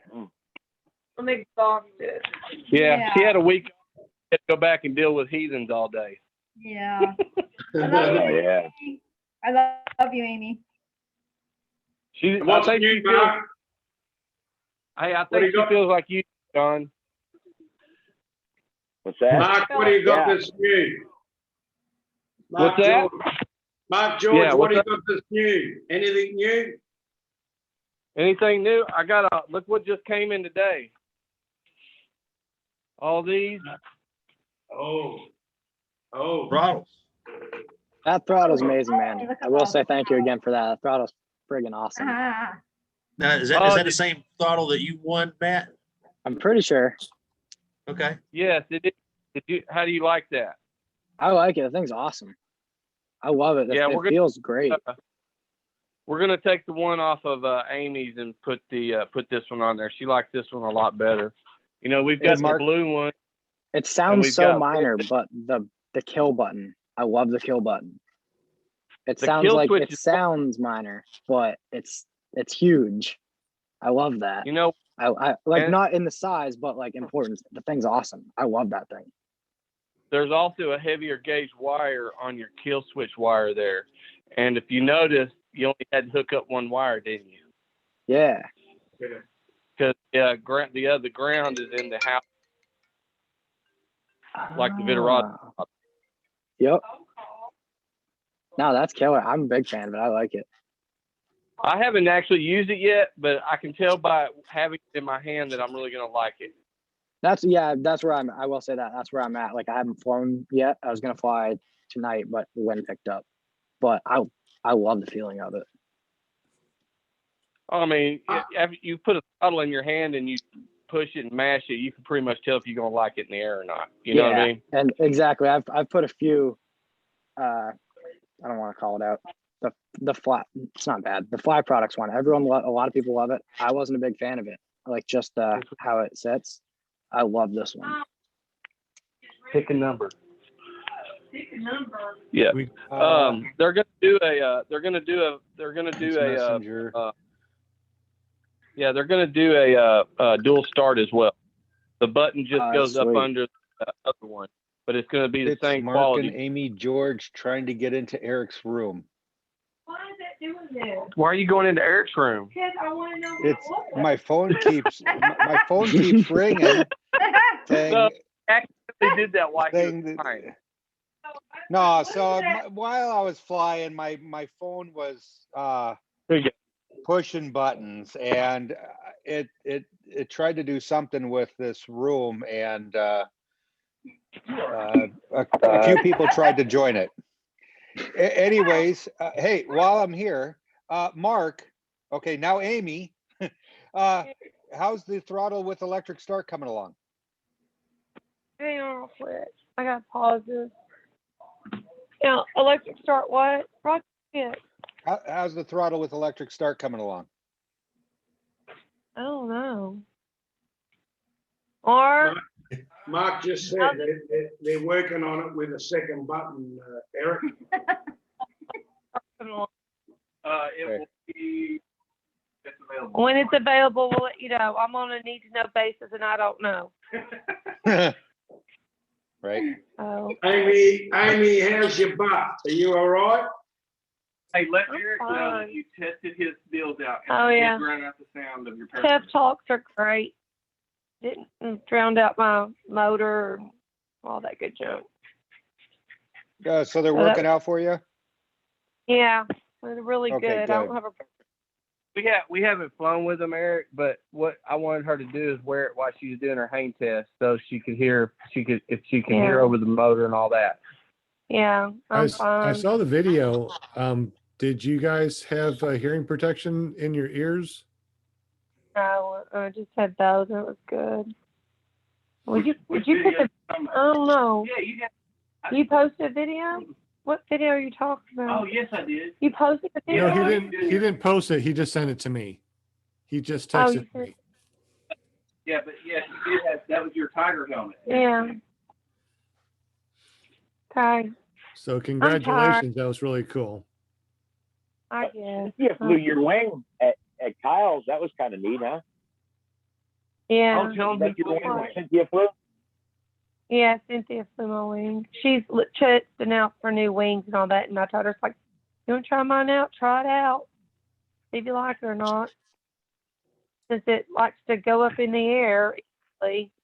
Jerked her little butt up. Oh, So Yeah, why are you still up, Amy, if you're so tired? She's already taken a nap when she got home. I told her to go to bed. She was playing a game. I fell asleep, didn't I? Fell asleep. Yeah, Cynthia, y'all may not know who Cynthia is. That's Greg Anthony Harris's girlfriend or wife. Is it his wife? I don't know if they're wife or girlfriend. But that's who that is. And she only weighs about 100. She may weigh 120 pounds. And she jumped on that 21 Mac Para and it jerked her up in 2 steps. Wow.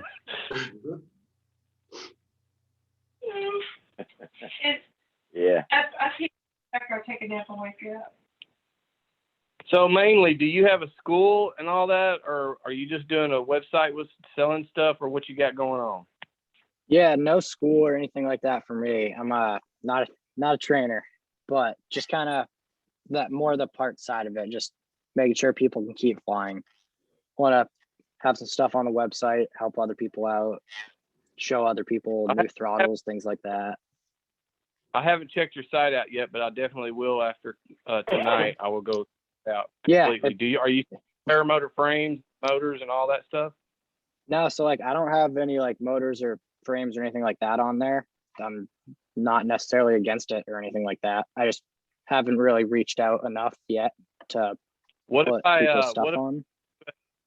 what if we sent you a Rebel to test out? A Rebel 2 RS. I wouldn't say no. Do you know what that is, Matt? No, I'll be honest. That's a freaking paramotor, dude. Wait, really? Yeah, so go to our website, go to paraswagusa.com, and you'll see the Rebel 2 RS up top. You might just be the lucky guy that's in the right location starting a business that, who knows, maybe this show will help you get something started. Yeah, that's sick. I'm definitely not against it. I'll definitely say that. I'm definitely not against it. And I'm gonna tell you the paramotors that Pirate's gonna be carrying, that Brooke's gonna be carrying, Power to Fly is top quality, man. Oh, okay, yeah. Amy and I are both flying. They're airbenders, but they're Power to Fly. They're the same thing. Yep. Brooke, or it was funny. I was talking to Brooke earlier today. He was telling me about that sort of a little bit. He was talking about Power to Fly. That was why I noticed that name. Yeah, Power to Fly is good, man. I went through about four or five paramotors, just different ones that I didn't like. I mean, I even had a Scout Carbon, which was the worst purchase of my life.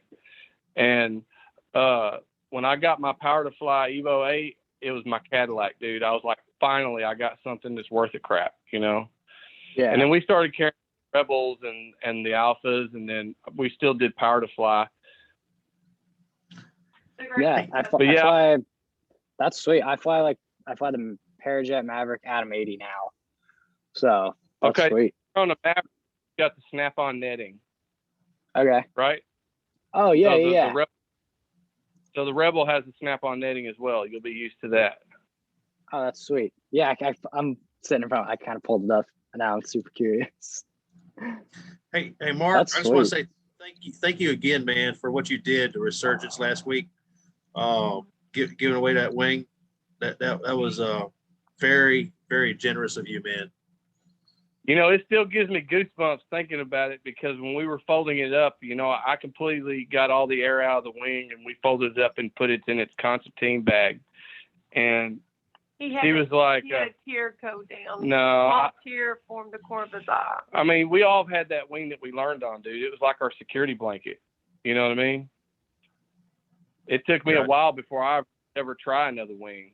So it was tough for me to let it go, but I knew that it's going to go to a good cause. It's in great shape. It's still like a brand new wing.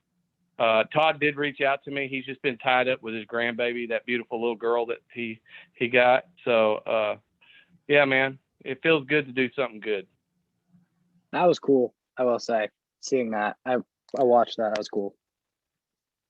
I'm putting my cheap plug in for Airbender. If you want a Power to Fly and save you some bucks. Oh no, don't be saying that. And no, but also, is Josh Bowden still on? I don't know. think so. He might have been in the chat earlier. Mark Honeycutt had a throttle this weekend that I saw, and I think Harley Mine flies the same throttle, and I really liked that throttle. It had the cruise control. It had the little button that you can lock it down, and I just squeeze it to release it. It was a pretty cool throttle, and I want to see if I can find out who makes that throttle, so maybe we can carry it, because I really liked it. He said that they're not out yet, but he expects them out next month. And that's the coolest throttle I ever saw in my life. Yeah, I really like it. I like the way the cruise control's set up, really. I was gonna say, is that the one with it's like the spinning knob, like right on the bottom of it? Yeah, that looks sweet. Cruise at a certain number and squeeze it and lock it in on that number, and it's locked. That's cool. If you get ready to release it, you just squeeze the trigger a little bit, and it releases it and lets it go, and it's spring loaded for safety inside. So these throttles work. These are freaking awesome. I mean, you got one. You know it's nice. Yeah. It's quality. But I mean, that's just a different. You know, not everybody wants a cruise control. You know. Yeah. I mean, yeah. Like I'll be honest, whatever, I have no desire for it. Like I don't need it probably, but that's why I like this one. This one's sick. I'm a big fan of simple. I know it seems weird. Yeah. At You know, the that's fly-in funny. I was at. Go ahead. At the fly-in I was at, and Will was able to capture this in his video. How you doing, Will, by the way? Hey, man. There's a guy that flew in from Pensacola. I think he went like 250 miles or something like that, stopped once for gas, climbed up to like 10,000 feet to get that tailwind. And I heard him talking about the trip and everything. And his one main complaint was not having a cruise control. You know, he got tired of holding the throttle that whole time. So I could see that. For my short flights, man, I've never even thought about having a cruise control. I never fly over an hour usually. Yeah. I always thought having one on my motorcycle was kind of a risk factor. But Yeah, when you go on the distance, it'll be handy to have, I think. Hey, Brian, I had cruise on my motorcycle too, and I never used it because I tried it one time and it really freaked me out, man. I'm like, what happens if this gets locked on? You know what I mean? The only time I like cruise control on a motorcycle is a sticky throttle. Yeah, the little rubber on the side makes it stick a little bit. I'm like, oh, okay, I can deal with this. Other than that, I'm like, no, I'm good. It looks like we have a question from Tommy. Tommy's in here right now. Tommy Sutherland. He posted a question. Tommy, do you want to just jump on real quick since you're here and ask the question? Tommy Sutherland. He's in the background right now. Well, he posted a question and says, "What are your thoughts Sorry, about the?" my phone was on mute. Okay, Sorry, go ahead. John, my phone was on mute. Can you? You were talking about the cruise control and the throttle, and I've only used the one throttle, which is the XO throttle that has the cruise control built in. And I just wondered what everybody's thoughts was if you've used that throttle. It has the cruise control where you set it and then you flip up the little knob, and the cruise stays on, and you give it more gas and the cruise will go off. But since I haven't, that's the only one I've flown with for the year. I just wondered if anyone else had any experience with it.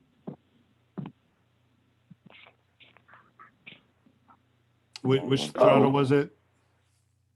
The XO throttle. Does anybody know about that throttle? I know which throttle he's talking about, but I've never flown one. Yeah, I've never flown with that one either. The only one that I've flown with the cruise control is the Vortex Aero. And from what I have found, we had a lot of requests for it, so we've carried it. And my experience with the Vortex Aero is the cruise doesn't hold very well. I've flown with it, and I was flying fine. I had the cruise locked in, and all of a sudden it released. And you know how that feels when all of a sudden you let complete power off of your paramotor. I mean, it freaked me out, of course. Yeah. So, but I don't like the way it's set up because it's just a tensioning bolt, and you basically turn this to tension the throttle lever and keep it from releasing. So after a little bit of vibration, it works its loose. So I'm not happy with it. I'm on my iPad, so it's not as easy for me to share the link with you guys. But if you type it in, just type it in XO throttle, you'll see it blue and gray. It's worked well for me, and I like the cruise control. I like it because my hand, my hand gets tired, so I can lock it in and just fly. But I did like the one you listed, Mark, that was thinner, and especially in the winter when I'm wearing those gloves, I kind of think I like that thinner handle. But anyway, dude, I'm gonna tell you what, it feels really nice in your hands. You can ask. There's that throttle. Yeah, there it is. Yeah, that I've got a customer that has, and he likes it. But I've never touched too fast.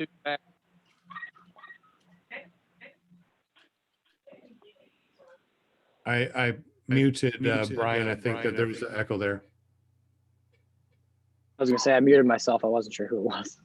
I don't know. I thought it was Brian since he shared. Brian, if you want to talk, just unmute yourself. What? You muted me? What the heck, man? Such a jerk. Nah, I thought about it in my air conditioner unit running in the background. But I think. We don't hear that. I don't hear your air conditioner. It's hot in Alabama, man. We have to run the AC. Y'all probably shoveling snow up north right I was now, gonna right? say I'm running a heater right now. I had to go get K1. Oh man. It's cold in the morning here. You got to run the heater. Then it's hot in the afternoon. You got to run the AC. So we're in that particular zone right now. Sounds like perfect camping weather, man. Yeah. Sleep low well with 45. I've got the windows open tonight. Definitely. I know exactly, Jade. Last night I was like, yeah, I put the window open. I'm like, where am I at? See, all that nice weather when I left Arizona, I brought it here to Michigan. And so now now Arizona's getting all the freaking crazy snow and all the crazy weather. And I'm getting just all the nice rain. The rain's coming in this week, whatever, but it's all good. I love it. I love it. I'm going to go walking here soon. Another couple days. I've been acclimating, Jade, and I'm going to start taking my walks. There's a beautiful park behind my mom and dad's house. So I'm going to be. Is it big enough to foot launch out of, Linda? It could be. Isn't that crazy? I tell you what, every time that I see a park, I think the same thing. It's like, can I foot launch out of there? I mean, because if you can't, I mean, it's worthless, right? No, I'm just kidding. I know. It's funny how it changes your perspective. Everywhere you go, you're looking for, can I launch here? Is this going to work? And then you look up at the sky, you're like, yeah, the birds are thermaling. I'll have to wait a while. No, that's perfect. That's a great midday flight when you see them thermaling. You want to go up there and fly with them. No. I don't know. There's a lot of disc golfers in that park every day. I I love still don't have a high Matt. pump tolerance. We got David Perry in the background, so if you want to join us in the foreground, you're more than welcome to join us. Just turn on your video. Come on in. Hey, Matt, on your, are you in, it says Leamington? Yeah.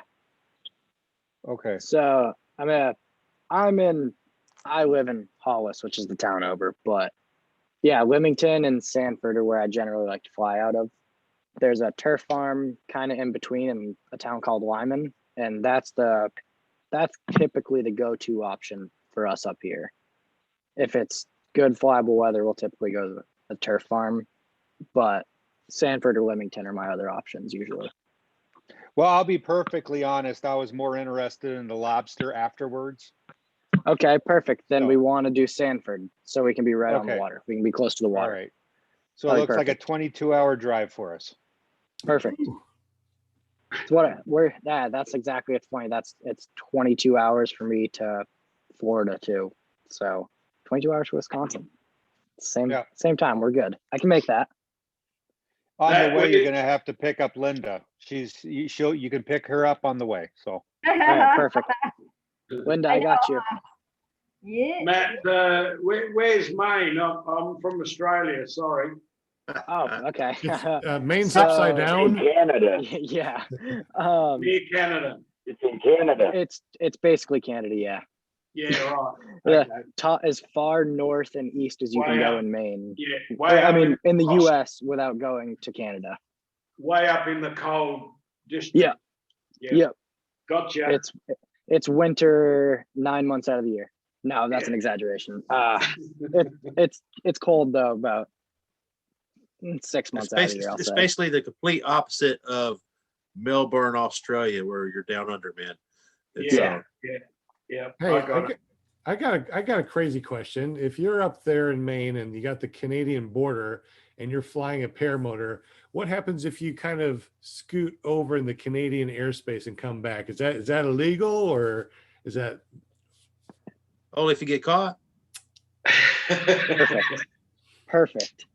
There's a lot of open area up north. So if you go up north, it's a little bit easier to do, I will say. I'm not gonna lie. But there's about it is three for all the border new people that are crossings. out there, it is illegal to cross Yeah, I was gonna say, I'll make it clear, it is illegal not Okay. doing it. But it's very, very doable. Very illegal. Very doable. Okay. I wonder if there's a way of getting permission to fly the American Canadian border from somebody. I wonder if that's possible. And if it is possible, who do you talk to get permission? Yeah. Has anybody ever seen the actual border itself? No. It's a ditch. I am not joking. Really? It's about a 3 to 4 foot wide ditch that's only about 2 feet deep. So it's not Nice. much. You could jump it. Yeah. Interesting. You know, something think else that's paramotor- interesting about that. You know, Lake of the Woods is in Canada and the United States, and you can fish that whole lake as long as you don't go on the shore. So maybe you could fly over the lake and be in Canada, and it might be legal. Never thought of that. We need to ask more questions out there. If you guys Say know we any have, legal ways of doing that. We had a Canadian friend in our training class, Brooke and I did, so we should actually reach out to him. He'll know the answer. Okay. Haven't is it- we is it- heard Anthony Peregringo, doesn't he fly into Mexico now and again? Same deal. Does anyone know about that? No? No, Not sure. don't know. He lives on the southern border, so he can cross into Mexico very easy. I thought he'd done it. But yeah, naturally you gotta come back. You can't land there. Otherwise I think you're Do you think there's any paramotor pilots in South Korea? Korea. There's lots of them in South Korea. Yeah. You think any of them sit around like we're doing right now and chat and think about I wonder what it's like to fly the northern border. Yeah, they get shot down. Yeah, right. The DMZ, the most militarized zone in the world. I wonder. I bet people think about it, man. They may think about it, but I don't think there's anything on a podcast about it. Well, I'll Definitely bet you not. North Koreans Definitely not in the think north. About going south. Yeah, I was gonna say the North Koreans might think about flying to the south, but I don't think the South Koreans want to go north. No. Interesting. I was present when a up at Camp Page when a commercial airliner crossed the DMZ and landed at a helicopter landing area in the mountains full of people. You wanted to see a mess, buddy. That was a mess. But they made it through out of North Korea into South Korea. How long do you serve, John? From 70 to 90.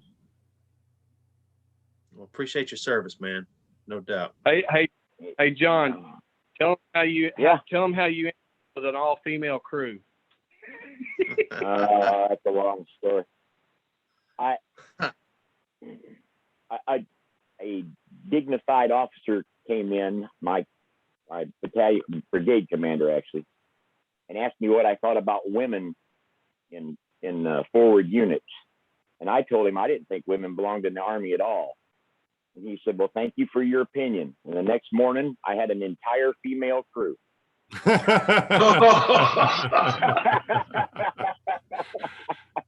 Oops. They pulled me out of my crew and gave me 7 women.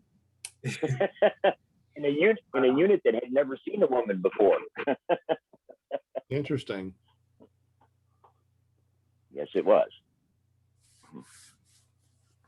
Well, we are rolling up on 9 o'clock. I'm getting really tired. I had a really, really long weekend. Oh, Tommy, I see a dog in the background. Show us the puppy real quick. Wait. Hey, Tom, this is my daughter's dog. Sorry, she wanted to join us. Yeah. Let's see the puppy. Who's the puppy? We always have time for puppies. Who's the puppy? Yeah. That's Tom. Tom, the puppy dog. Tom the Oh, dog. hey, there we go. Yeah, his name's Tom. Is that like Tom I Jr. think he or named him what? after me. Yeah, Tom Jr. Pretty boy. Yeah, yeah. Hey, look. My dog says hi to your dog. Awesome. We'll fly. What kind of dog does he have? Hey, Matt. Hey, John. Hey, Matt. Huh. Yeah, I just wanted to say thanks for being on the show tonight. I just watched your first takeoffs video. It was awesome. You guys need to check that out. Thanks, man. Appreciate that. Even Thanks the for having dog me on the show. content, even the dog content at the end was awesome. What motor was that? I kind of had trouble determining what motor that was. Was that an Atom 80 you were on there? Yeah, I'm on the Atom 80. So I'm a tiny guy. I weigh 115 pounds. Right. I threw on Brooks Moster 185 with like a half a tank, and I was like, dude. Did you fly it? No, I didn't bother. I couldn't. I was like, dude, I don't know if I could even run with this thing. I was like, this is insane. I don't think He you'd was have like, to really? run, you just have to pull the trigger. See, that it's crazy. That's where I'm at. They hate everyone I fly with hates me because as soon as the wing's up, I take 3 steps, regardless of the amount of wind. Wow. And everyone hates it. Cool. I Right. said, it's a blessing and a curse. All right, it's puppy When- time. Oh yes, Brian. What's up, Red? Hey, what's going on, guys? That sound like your Dankeys. Did I hear your Dankeys? No, that was me. Was it? Okay. I had the screen. I didn't have a gallery view. But yeah, we can keep an eye on Red Man in these videos, and he's like 10 pounds heavier than last week. Wow. Dude, he's Every time we see him, huge every compared to the week he gets video. bigger. He was 15 pounds when I got him, and he weighed in at the vet last Thursday at 25 pounds. So he's probably 30 pounds now. Wow. But he's a good dog, man. He's super smart. He already knows sit, shake, lay down, stay. Pretty good for his age. He's a Dude, smart that's dog. awesome. Yeah. He's gonna be coming up with you, right? What's that? He's gonna be coming up with you, right? Probably not on that trip. He'll probably be staying with mom and dad. I may, because you'll be going moonshiners and all yeah, that. And it'll be I'll such be a long gone trip. a long time, Yeah. and he'll be here to take care of mom and dad. But I will have them at Bad Apples for a while because Bad Apples is so close to my home. I'll be able to just go pick them up, take them back if I need to. You know. Yeah. Yeah. And Coco says hi also. Crashed on the Yeah. Everybody show their doggies. It's become a dog podcast now. We can just put our doggies on here and walk away. Yeah, you can't go wrong showing dogs. No way. Yeah. I mean, I think one of these days, what we need to do is we need to have just a puppy day. So here's another puppy. See a dog sleeping on a couch. Paraswag's dog's on the couch laid out. This is my 10-pound dog. It's only 10 pounds total. Yeah. Cute. Oh, puppy. That's why I said my next dog was going to be small, man. I've had a big dog all my life. I'd love to have a small dog like a Jack Russell. They can keep up with me on a bicycle, small enough to go riding on a motorcycle or go flying in a paramotor. Yeah. Not take up the whole back seat of the truck. I will eventually take this one up with me once we both get down to a proper weight. Then we're gonna go flying, aren't we, buddy? We're gonna go flying. That little dog that Jade has on her lap, had on her lap. Jade takes her on her Harley around town. how do you guys harness them in? Right with this. My dog's got its own harness. It's already flown. Yep.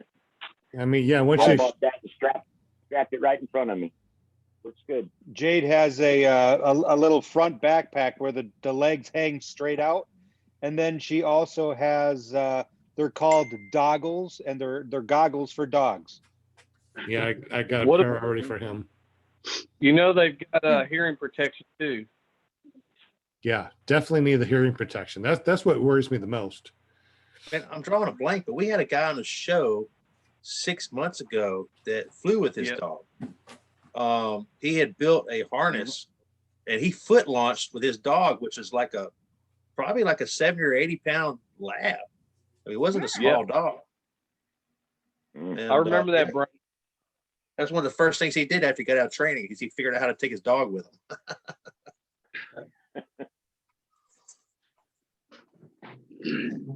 Sounds Didn't awesome. care Man. for flying much. Yeah. I tell you what, I broke my leg. I put on almost 30 pounds. I can't imagine taking off with an extra 80 pounds. That would be rough. You need a bigger motor, bigger wing, a lot of stuff. Grandpa. You just have to run harder, Brian. That's all. That's what I did at Swanee. I ran my butt off, man. Everybody was running their butt off. Hey, I lost all of my video for that. My mistake. But in one of the clips, I see you running. And I'm like, keep running, Brian. Keep running. Run. And then you took off. But it didn't happen because I don't have video of it because I lost it. You didn't lose it. Just recover it. It's on a chip, right? It's on. No, it was from my phone to the computer, and then I one of these days, Sean, if you could jump on my computer, we could do a where you can control the computer and figure some stuff out, because I have a whole bunch of memory that's freed up, but everything gets dumped to one drive and it's full. Yeah. One thing that I do is I always get these little thumb drives, and I always make sure that I dump them on here and the hard drive on the computer, onto different mediums. So I also got these right here. These are great because you can put like can put a solid state. I think this is 250 gigs. So they just fit into something like this. And then you can just stack these things, and you put all your flight stuff on these, and just have stack of you know, these are cheap, you know, $100, and you can get a terabyte or two. That's what I do. Plugs into a USB. Yeah, I use So that. I have like a ton of stuff. A lot of it I never posted. I mean, if I What ever are they called? What are they called, Shane? Shane? Sean? Shane? .com. .com.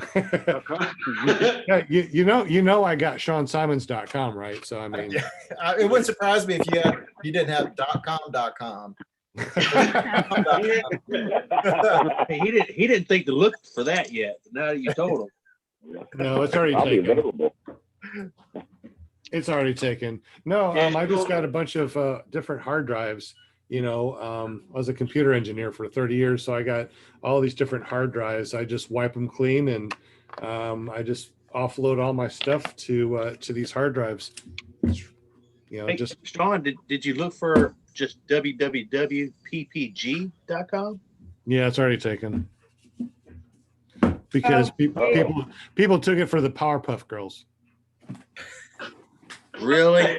Oh yeah, when I first did PPG Grandpa, when you search for PPG Grandpa, all you saw was Powerpuff Girl Grandpa. That's all you saw. Now you do PPG Grandpa, you can't see Powerpuff Girls no more. I wiped them out. Me and Google. How dare you wipe out the Powerpuff Girls, man? I've been looking for them. We wiped them out. I mean, type in PPG Grandpa. Dare you? Oh, Sean, And John, you know how you wanted to put Walter PPG? no, we got ppgwalter.com. Right. Any chance you could change it to Priority PPC? No, you can't change it. You have to get a new one. All right. Backies. But you know, because you're always on PPG stuff. I mean, you're just you're an honorary PPG Walter. I mean, you know. Yeah, no, that's okay. Yeah, no, fine.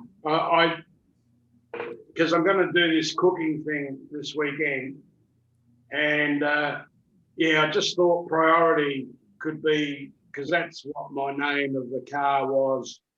Well, you can always go to GoDaddy, and you can get any .com you want. I mean, you know, I'm just okay. I have way too many .coms now. I'm kind of letting them go. And I can't, Sean. I can't imagine your GoDaddy account, dude. Like I bought. So I did the same thing. The airport I fly out of, they didn't have one, or their domain that wasn't the name of the airport was Right. bought, but it wasn't the right one. So I bought both the domains and do that. And I have 3 between mine. I can't imagine how many you have on yours, dude.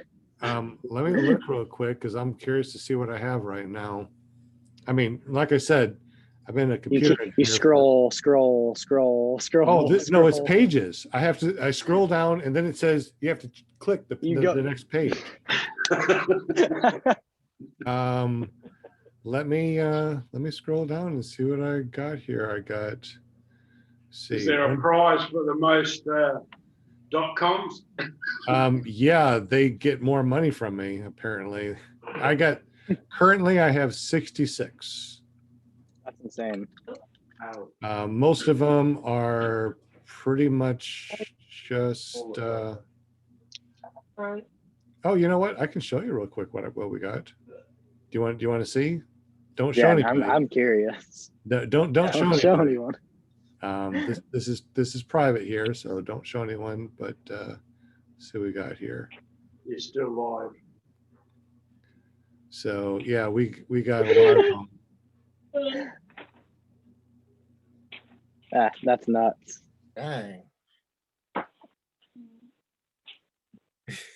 So that's all your websites on GoDaddy, is that right? Yeah, that's just my GoDaddy account.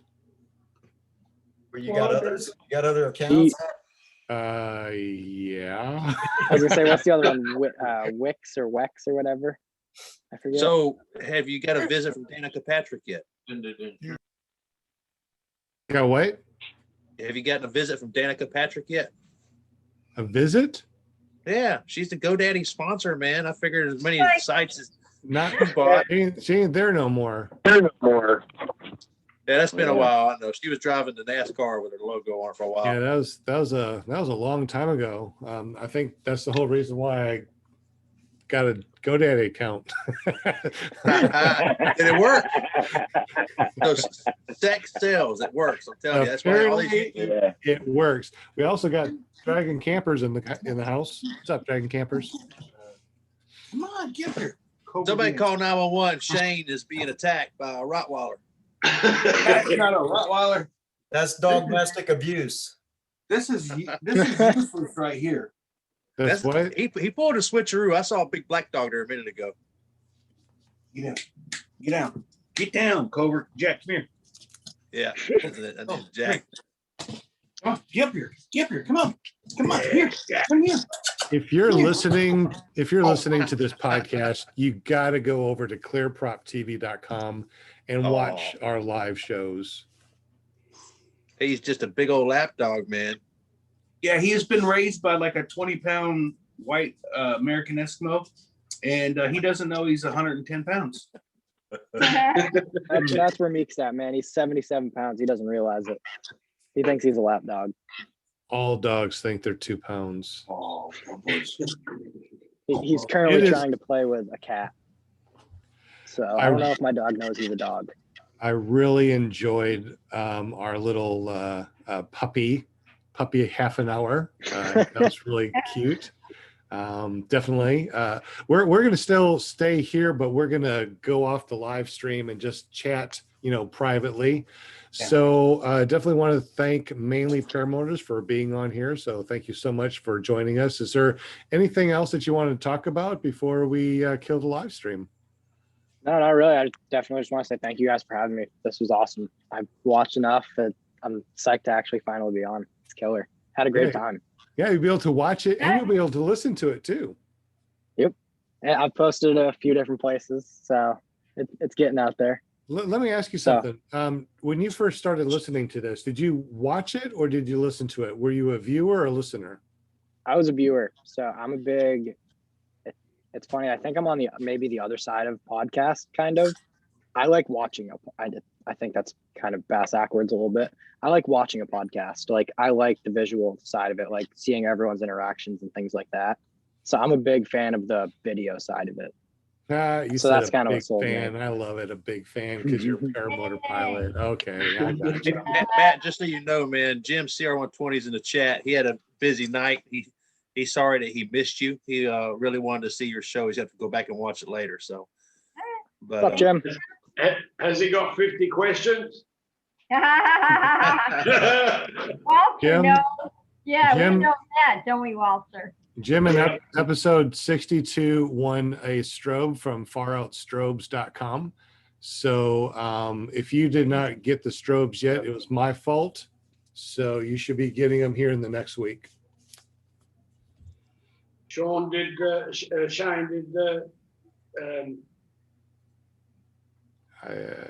what's that, Halter? I mean, Walter? Walter? What? I can't think what I was thinking about. Did Keenan send you a strobe for me? You talking to Sean or Shane? He doesn't know. You. Grandpa. I get mixed up. Sean, Shane, Sean. You can call me Grandpa. You can call him Chef. That way, you can keep us apart. But I'm not a chef. Chef. Between now and when we send your package out, we'll have a lot of stuff. We're gonna get a strobe for you. Matter of fact, if you go to faroutstrobes.com, I don't know if it's up yet, but he's also made some newer ones that are half the size, that are 3 times as bright, and the battery lasts longer. Ooh. I messaged him and I never got a reply back. What? I emailed him on his page and I never heard back from him. I've checked my. What's his name? Keegan Mold? Yeah. Is that right? Yeah, Keegan. Yeah. Okay. Because I was going to buy one from them. I just wanted to know how to get the discount, which I know how to get the discount, but I don't know how to do it during checkout. And I just went to his page and left him a message, man. He sent me one right out. Yeah, he must not like me then. You didn't tell a good enough joke, apparently. I don't know. Are we still recording? Yeah, we're still recording. I tell you what, Never mind. you can always go to ppgzone.com/ClearPropTV, fill out the form, and then make a note saying that you want a strobe from Keegan for $40, and I'll send him that information. He's done pretty good with the strobes. He's given away a few, but I've heard of quite a few people that went to his website and bought one too. So they are really good. I'm willing to buy them, and I'm willing to buy it. I don't care. I just need to get a new strobe. I got a tiny little whatever I got on Amazon, Fire something or another. It was like it's not very bright, but I would like to upgrade. Walter, I muted you. You're gross. All right. So thank you very much. Hey, I like the strobe that Keegan makes. I use mine and I love it. So yeah, I seen yours like forever. From a mile up while you were at 4950, I was like looking down, going, "Man, that strobe is bright." Yeah, thanks for rubbing it in. Just keep looking down. It took me 45 minutes to get up there, man. Damn it. Really? 45 freaking cold minutes. It was cold up there, wasn't it? It was so funny. We left at 82 degrees. I had a sweatshirt on and I was dying. And then on the way up, I was like, "Oh, I'm comfortable. No, I'm cold. Oh crap, I'm really cold." So Will, when you were trying to get up there, you hit like 4,700 feet or something like that. Were you still trying to climb when Shane was coming down? Man, I never saw Shane. I mean, I saw him briefly as he passed me, and that was the end of Shane. I didn't even see him down. But no, really, it was 4,950 feet. That's as high as I could go. It was probably car. You need to tune my carb or something. But so in my defense, I waved at Will and I pointed up. He did a leg motion, which I thought he said no. So I never looked back. I just hit throttle and just took off. And apparently it was a miscommunication because he was wanting to go with me. And I was like, "Bye." Dude, no, I'm glad you did it because you'd have been miserable waiting for me. And Sean, you want to go up to 10,000 feet. You don't know what you're asking for there. Hopefully by then I'll have a Moster. And I know what I'm doing. It was 110 degrees on the ground. And when I made up to a mile, I was already getting cold. So I know that getting up to 10,000 and 16,000, I want to make it all the way up to the top of the NOTAM over at the flying. That's my goal. I mean, that's one of the things I would like to do. And if I just make it up to 10,000, hey, I made it to 10. Well, if you try to make it to 10,000 feet, you can, like, I don't know, tether or something. You can kind of tow me up there. Maybe. You get that extra 370 feet that way, Will. Yeah, man. I'm pretty sure. I want to do the longest big ears. I want to pull them at 15,000 feet or 16. Pull big ears and see how long it takes for me to get down. Probably still forever. Yeah. I bet you your arms get tired before you hit the ground. You know what? You're probably right. Oh, which reminds me, you need some nitrous oxide, I think. Nitrous? Yeah, inject it into the motor to get him up to 10,000. Oh, I was thinking about just taking some balloons up there. Thin air and nitrous. Thin air and nitrous. Man, I would have the highest. Has anybody ever done that? Has anybody ever added NOS to a paramotor that you know of? Oh, hell. I mean, there's got to be some people out there that have tried or at least but I'll tell you this. Bitterozzi does make an apparatus that hooks up to your carburetor where you can change the fuel mixture on the fly. Oh. Right. But right after Will said that, I took mine. The very next day, I took mine like straight up to about 5,500 feet. And I didn't have any trouble at all. So I'd done it before and it wasn't any problem. And I got to thinking, if Will was in Colorado Springs, he couldn't even get off the ground. You know? No.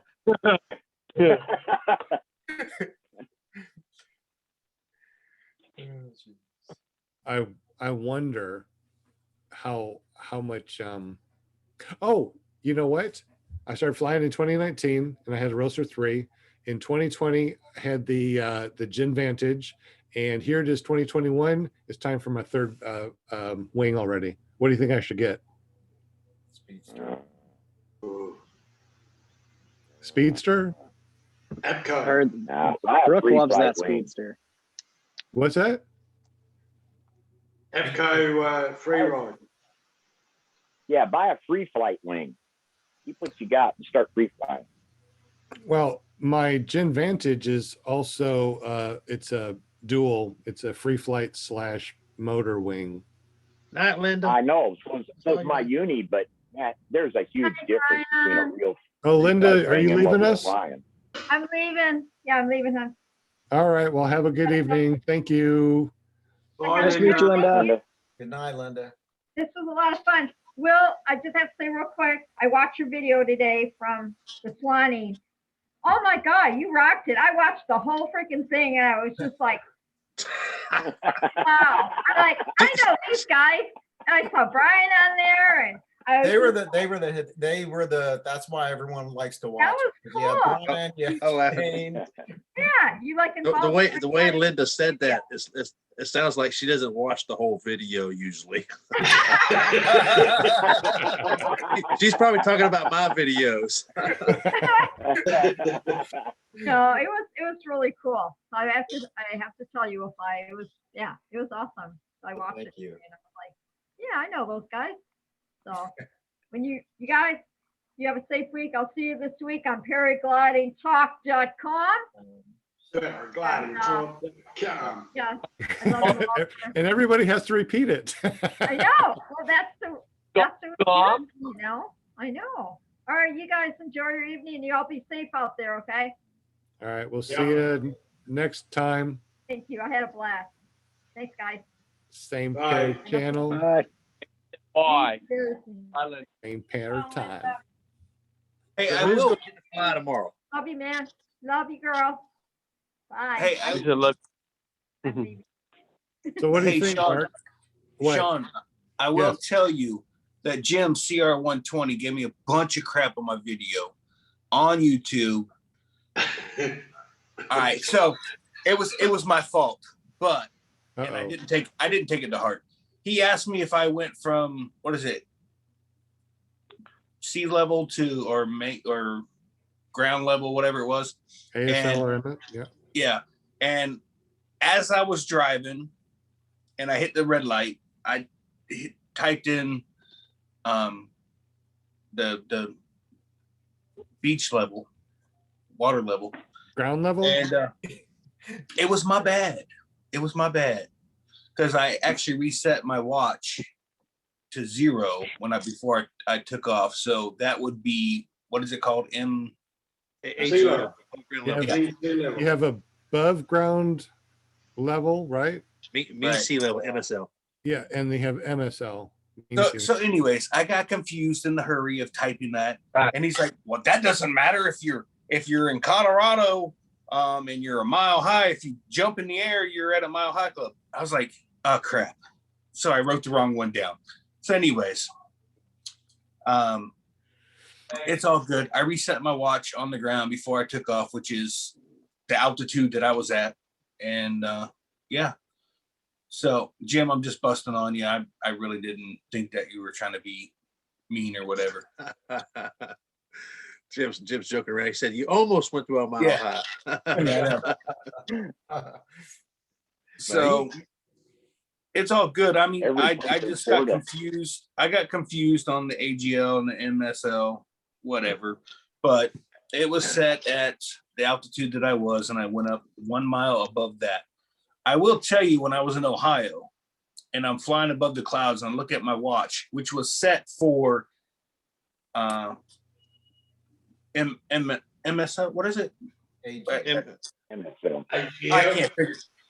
At the ocean level, You got MSL is your ocean level. That's your mean Okay. level, MSL. And So then it whatever was set level there. that you launch from is AGL. Ground. Right, above ground. level. So you in Ohio, I never reset it. So I'm at 1,400 feet, and I look down, and I'm like barely crossing over, like the cell towers. I'm like, wait a minute, there's no way I'm 1,400 feet because that thing is not 1,400 feet. Which I learned to reset that thing because it does help you greatly when you're depending on that with height. So real quick, what are you using for your altitude?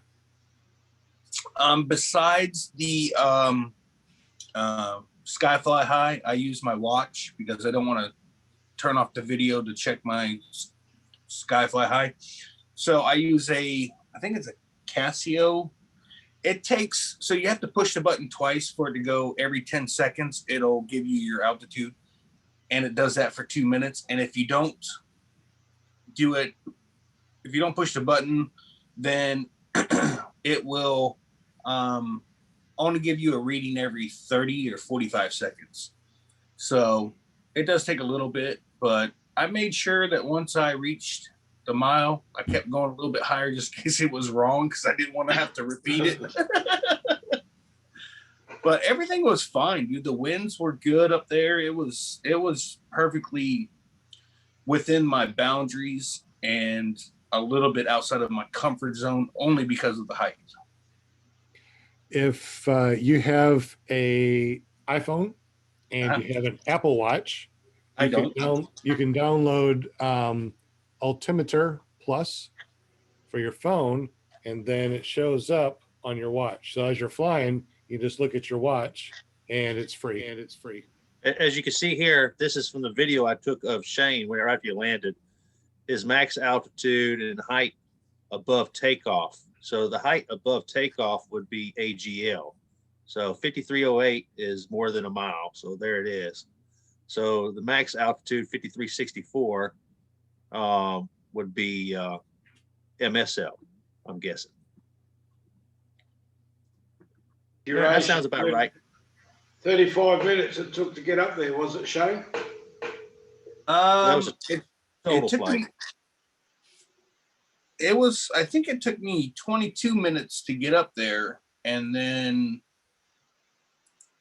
it was almost 30 minutes on the way back. It took a while. I could be wrong on that. I don't remember because I was in panic mode. I would love to see your Skyfly High video. I don't know how to do that. It took me 28 minutes with the Atom here to get 5,500. Yeah, Jim says he nailed the landing. Yeah, you're right, man. Y'all want to see that landing real quick? Yeah, sure, absolutely. Yeah. Oh, let's clarify. This was dead stick because my motor never restarted from a mile high. I'm hearing echo. That's his I'm screen not playing share. anything yet. That's his screen share. Is this screen All right, share? looks like we got Skinny Shane coming in for a landing here. Look at those chicken legs. There he goes. Flat like a bird. Keep on running. Run, Forrest, run. Wait for it. Run, Forrest. Run. That's funny. Who said that in the background? That's hilarious. I did. Yeah. All the way He from nailed that Australia. He first come in, I was like, look at Shane flying right over the runway. Now everybody knows better than that. And of course, you had to land that direction because that's the way the wind was blowing. But he was coming in dead stick. He didn't have much of a choice. Actually, in the video, you hear me like discussing it with myself. I'm not supposed to go to the runway, but how in the world am I going to turn at the last second before the taxi and cut a 90 and land? I was like, I will end up high. I will run into a trailer. I was like, they're just going to have to deal with it. I'll explain later that I was, out without power. And I looked across the runway, left and right, and there was nobody coming. There was no planes on the runway. I was just like, all right, this is it. I got no choice. So it happened. All right. Question for the sorry, go ahead, Will. I was just saying nobody said anything about it. No, I actually went to Carson and I said, hey, listen, this happened. I was dead stick, and it is what it is. And he's like, and I was like, all right, never mind. I was like, that's all I needed. That's all I needed.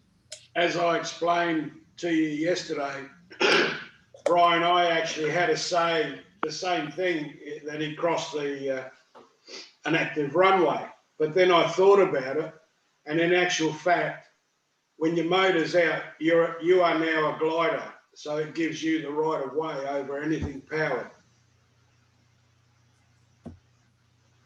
Is that the case true in the United States? Because Yeah, I would say so, because in anything, I mean, even an aircraft, once the engine's out, you are now a glider, you have right of way. So I'd say it would be the same with a powered parachute. You are now a glider. Over here in Australia, you'd have a radio. So all you do is powered paraglider, engine out, I am now a glider. So you have got right of way. And I'm pretty sure it would be the same there too. Well, that's an interesting point. I hadn't really thought of that, but of course, an aircraft in distress has the right of way over all other aircraft. I mean, those are regs, but it's an interesting distinction to make between, okay, a paramotor, Part 103. Now you don't have a motor. Now what? That's right. Yeah. What do you you become as a glider. So you should have right of way of anything else powered. This is the altimeter. It's altimeter plus. That's a very good point about that, because I was under understanding when I was training at Aviator, they go through who has right of way under different situations, and a powered paraglider doesn't have right of way over any other aviation aircraft in the United States at any time. And being as an emergency situation, and but they're not going to know. But like you said, you have radios, you can talk to them. That changes everything. But if you ask Jeff Goyne or someone like that, I'm sure he could enlighten you, because I'd say that would be pretty well the act everywhere in the world. Once your motor's out, you are a glider and you have the right of way. Yeah, that's the case for boats and vessels here in the United States. Sailboats have right of way over powered boats, that kind of thing. Yeah. But in the sky, when it comes to flying, paramotors don't have very many rights. So. No, but in that situation where he's engine out, you'd have to ask Jeff Goyne and some of those guys that would know the air laws over there. But pretty well, I would say around the world, once your motor's out, you are a glider. Yeah. I guess it really doesn't matter, because if your motor's out, you're coming down. You're going to land, whether people give you right away or not. Yeah. Whether it's an aircraft or another point. Whether it's an aircraft or another powered parachute, they got to give way to you, because they can go around. It's simple. I had the thought as I was coming in. I was like, if anybody cuts in front of me, I'm screwed, because I can't do anything. My biggest concern was coming in high and heading for those campers, because I was flying right towards them. So I made sure that I cut out a little bit further back and then came back in, just to make sure that there was absolutely no way. And then when I landed, I was like, well, you came up short. Now this is my punishment that I do for myself. I have to run to my LZ, to my point that I wanted to land at. And considering you had engine out, Shane, you did all right. Yeah, but from a mile up, I should have been able to just like circle until it got to where. But I truly did not expect my motor not to start. If I do that again, I think every 1,000 miles I'll start it up, rev it a little bit, and then turn it off and go to another 1,000 and do it again. I don't know why. I've never had it. I've shut it off many times before, but I've pulled on it once or twice and it started right back up. This time, man, I was sweating, dude. I had that sweatshirt on and I got where it was warm and I'm just, I'm like, man. I'm like, the time I landed, I had lost 5 pounds of water weight. Well, you tried to pull your starter through to Australia, I think. Yeah. You're pulling that funny? on. How funny is it that when I left the ground, I was sweating up a storm. On the halfway up, I was comfortable. I got to the top, I was freezing. Coming back down, comfortable. Time I hit the ground again, I was sweating. I was just like, dude, this is I'm supposed to enjoy this. And now, and then so I have a nervous laugh that you can hear in the video. And I'm just like, the motor won't start. That's cool. I'm like, in my head, that was not what was going on. In my head was, what? I was just like, holy crap. And you hear me going, I don't want to come up high, or I got to land dead stick. I'm going to screw this up. Like instantly, like I was panicking in my head so bad. I've had people tell me, oh, you handled that very well. I was like, dude, no, I didn't. No. And my head was just a million miles a minute. Dude, you got to go by the results, though. You did a great job. Yeah, we all have good days on accident. Hey, and you know what menopause? What's that? I said, and you know what menopause feels like. Hot flash. Hot flash, cold flash. I did get a little moody at my motor. Did you? There you go. So, You know, question when for your temperature, steady temperature, you do kind of get flustered, don't you? When I Who go real else high, I get on the lost panel in the air has all gone the up? time. Sorry, what'd you say, John? I said, whenever I go up real high like that, I get lost up there. I don't know where the heck I'm at. I look down at the ground, I don't recognize anything. So who else I on could the wind panel up has in a gone up different to state. a certain altitude and killed your engine on purpose just to glide down? Oh, I did that a lot this last summer just to practice my spot landing, and I got it spot on now. I've done thought about it. I did it once. I've done it for 2,500. Not on purpose. Oh, I've done it on my glide coming in about 10 feet off the ground, and that's the highest altitude that I can honestly say I've purposely shut off my motor. Really? Living on the edge there, aren't you? Yeah, same here, man. Yeah. I only commit it when I know. I only kill it when I know the landing is looking good, and then I Yeah, kill don't it. get me wrong. I'm right there with you. All right. Yeah. That Adam restarts so easy that it's not even a challenge, you know. Hey guys, I got to we got to get going. Okay. Great seeing you Yeah, guys. me too.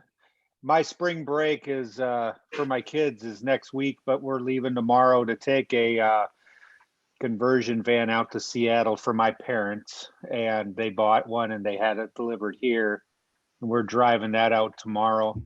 But of course, we will not miss any of the shows. So Shane will be mobile. And also tomorrow, I know David Wolf is starting his podcast at 7:30 a.m. for those that drive in the morning. So that'll be kind of exciting to hear. But you guys all have a good week. We'll see you later. Shane, we'll see you tomorrow. And we'll talk to you all later. Hey, Eric, before you go, I got a question. Just in case there's any internet issues, anybody on the panel want to come on tomorrow if they have problems? All right, that's great. Next. Yeah, crickets. It's a super small show, man. Yeah, it's a super small show. I mean, nobody ever big comes on it. I mean, I think last week he had Kent Stamey, Kyle Lee, Who was the other guy that came on your show? I can't remember. Some other famous dude. Shane. Oh, who was that? Oh, you drawing a blank? Yeah, I am. Wait a minute. Walter. Oh no, it was Robert Michaels. Jesus. Yeah. Linda's be kicking you right now. I know, right?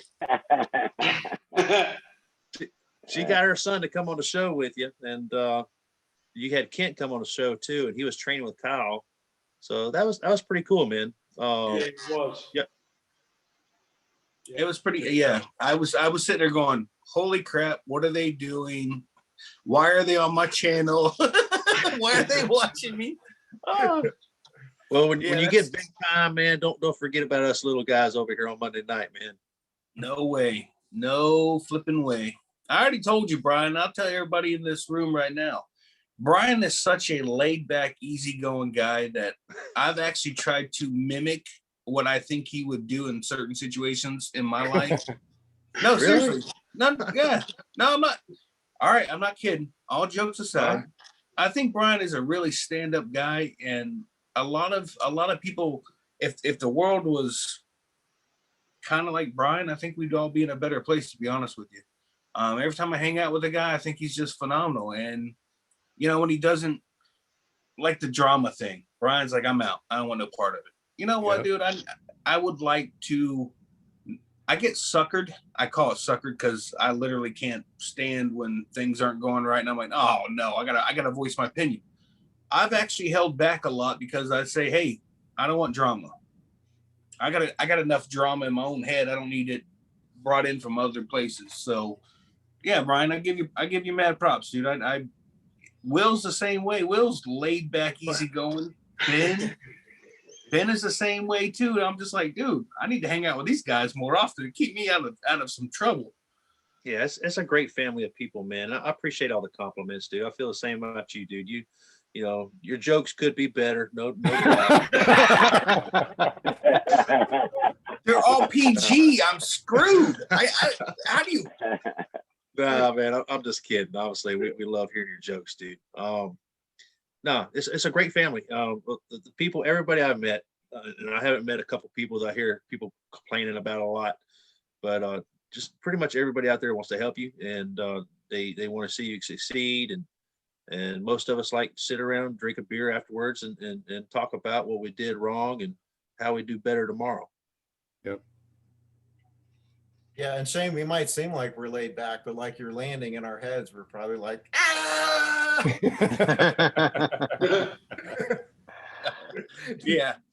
Yeah. They're like, I can't wait to not be like him. That'll be great. No one wants. All to right, be guys, like me. take care. Have a good night. Yeah. I think I'm going to head on out too. I'm just exhausted this last week, man. I'm just beat up from the feet up. I'm going to go sleep and try to sleep all the way until 8 o'clock tomorrow. Well, not to toot my own horn, but there may or may not be a new video drop tonight from my channel at ppgshane.com. Just so you know. There might be. All right, there is, and it was from today's flight. Nice. I'll be watching that later. Hey, Sure. yeah, we watch hey, for that. Sean, So, before you go, yeah. Before you go, listen, this is really off topic, but I don't know if you know it or if anybody that you know knows it, but all veterans can get the virus vaccine from the VA. Doesn't matter what their age is. They've approved all veterans through the VA to get the shot if they want it. Yeah, they already called me today, and I already told them I got my Pfizer. Okay. Yeah, I didn't know, but you know, with some of the guys out there, I don't know if everybody knows that or not. That's definitely a good topic. That's definitely something to say. Yeah, I got a call from the VA today. Every veteran can go get their shot for the. I'm not sure what they have. Do they have the Pfizer? Is that what they're doing, or what? I don't know which it is. Don't know. So if you're a veteran, make sure you get up at the VA and go get your coronavirus shot in the butt. Hey, they got whichever one's cheaper. I wonder which one that is. We got the Pfizer, but you know, it's free anyway. So Yeah. you can go to any hospital and get They're taken starting care to give out Johnson here, They're whatever what? that is. They're what? Johnson and Johnson. You got one back. It's 2 shots, and then Johnson just released one that's 1 shot. Every state's different. The states are doing it. Yeah, you guys can have those shots, just so you know. Hey, we got Todd in the chat, and I do believe he is a new grandfather of twins induced on Friday. Yeah. Is that correct? Anybody know? I got a text, but I didn't know if it was public or not, so I didn't say anything today. So if he says it, then yay.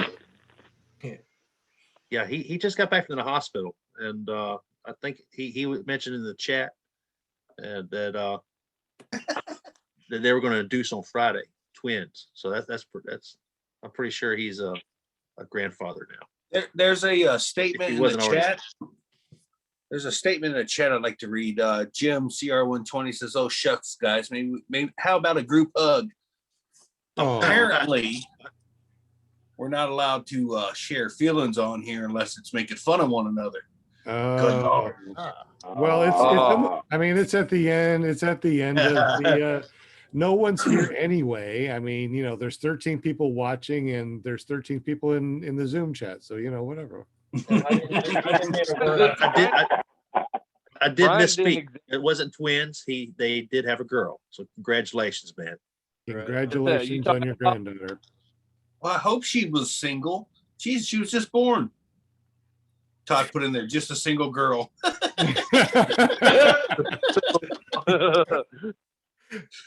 Yeah. Free-range marriage. Yeah. So congratulations, and apparently that's why he wasn't on the show tonight. So congratulations. We'll let you go this time. We understand the circumstances. What's that? Hey, I'm fixing to off here, guys. I got to go. I still got to call a couple of customers, so I'm gonna catch y'all later. Hey, man, Sean. All I can say is the next week. Are we here? We're still here this weekend, right? Next weekend, not this weekend, but the weekend after we're going to go. Yeah, Okay, April 2nd in Galveston, but this next weekend, if it's good here, man, you might want to grab Tommy and y'all try to come down and go fly. It's good. Definitely. I want to do that. So we're talking about Louisiana or down in Texarkana? Yeah, no, over in Spring Hill. Would like to do that. You know the circumstances this last weekend, so yeah. We will definitely be better for this next weekend, and we'll be down there and we'll have a good time. Long as the winds are good. And even, you know what, even the winds are good, screw it, I'm going to go up in windy weather. I don't care. John Martin, we don't care if the winds are good or not. We still throw. There you go. I have a reserve. I don't care. Let's just go fly. Yeah. Hey, man, I've done many 1-foot landings out there with switchy winds.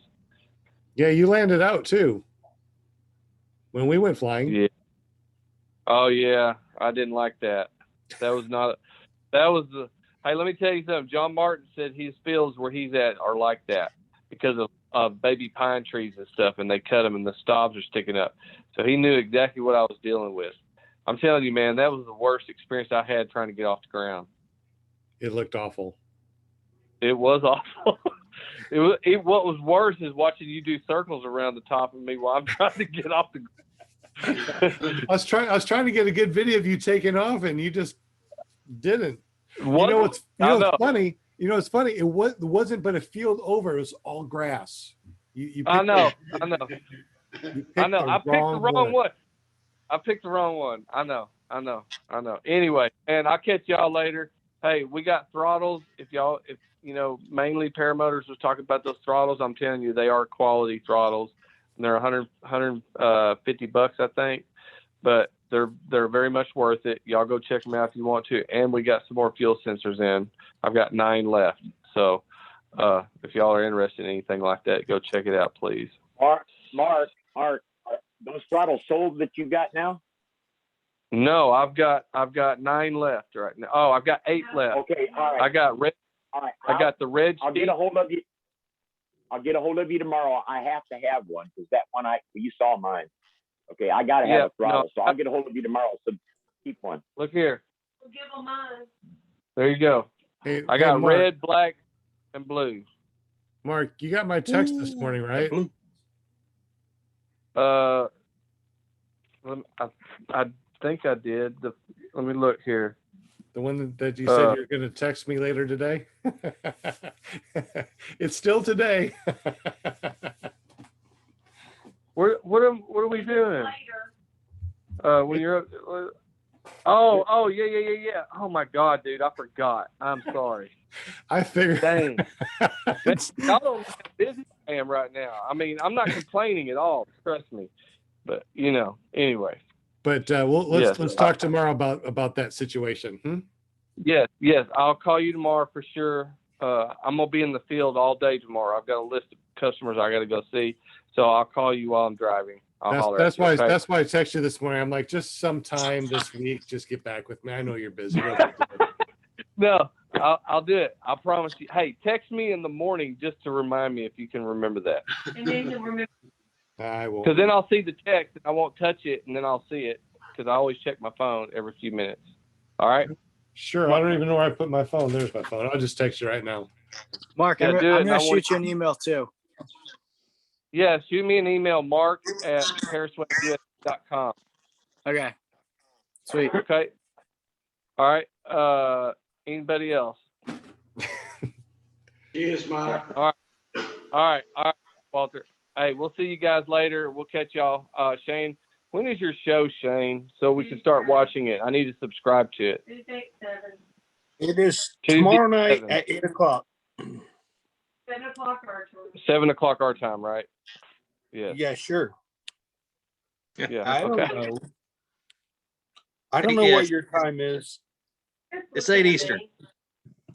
Yeah, I'm on Thank Eastern you, bro. time. Yeah. All right. We're in that central time zone. We got you. All right. All right.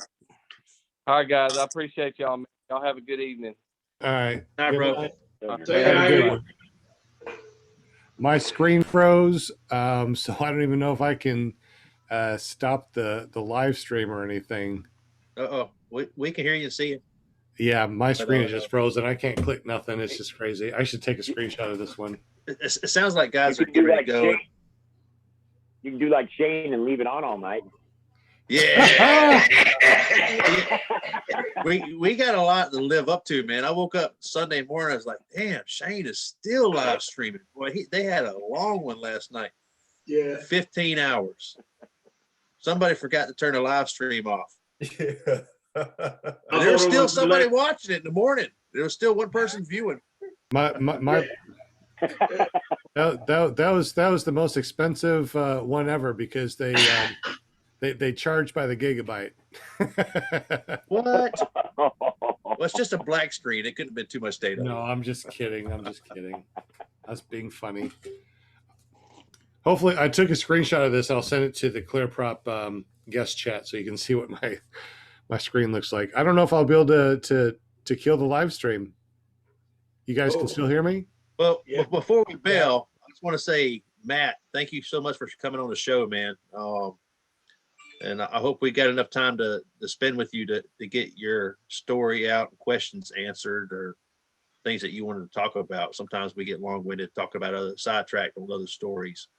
No, that's perfect. I appreciate you guys having me on. It was killer. Sometimes I'm not the greatest at like describing myself, so it works out. You guys kind of just kept rolling with it, so it was perfect. Yeah, thanks. But no, man. I appreciate you guys having me on. It was awesome. This is killer. Yeah, thank you. Looking forward to coming flying with you, man. And Yeah. appreciate you giving away stickers tonight.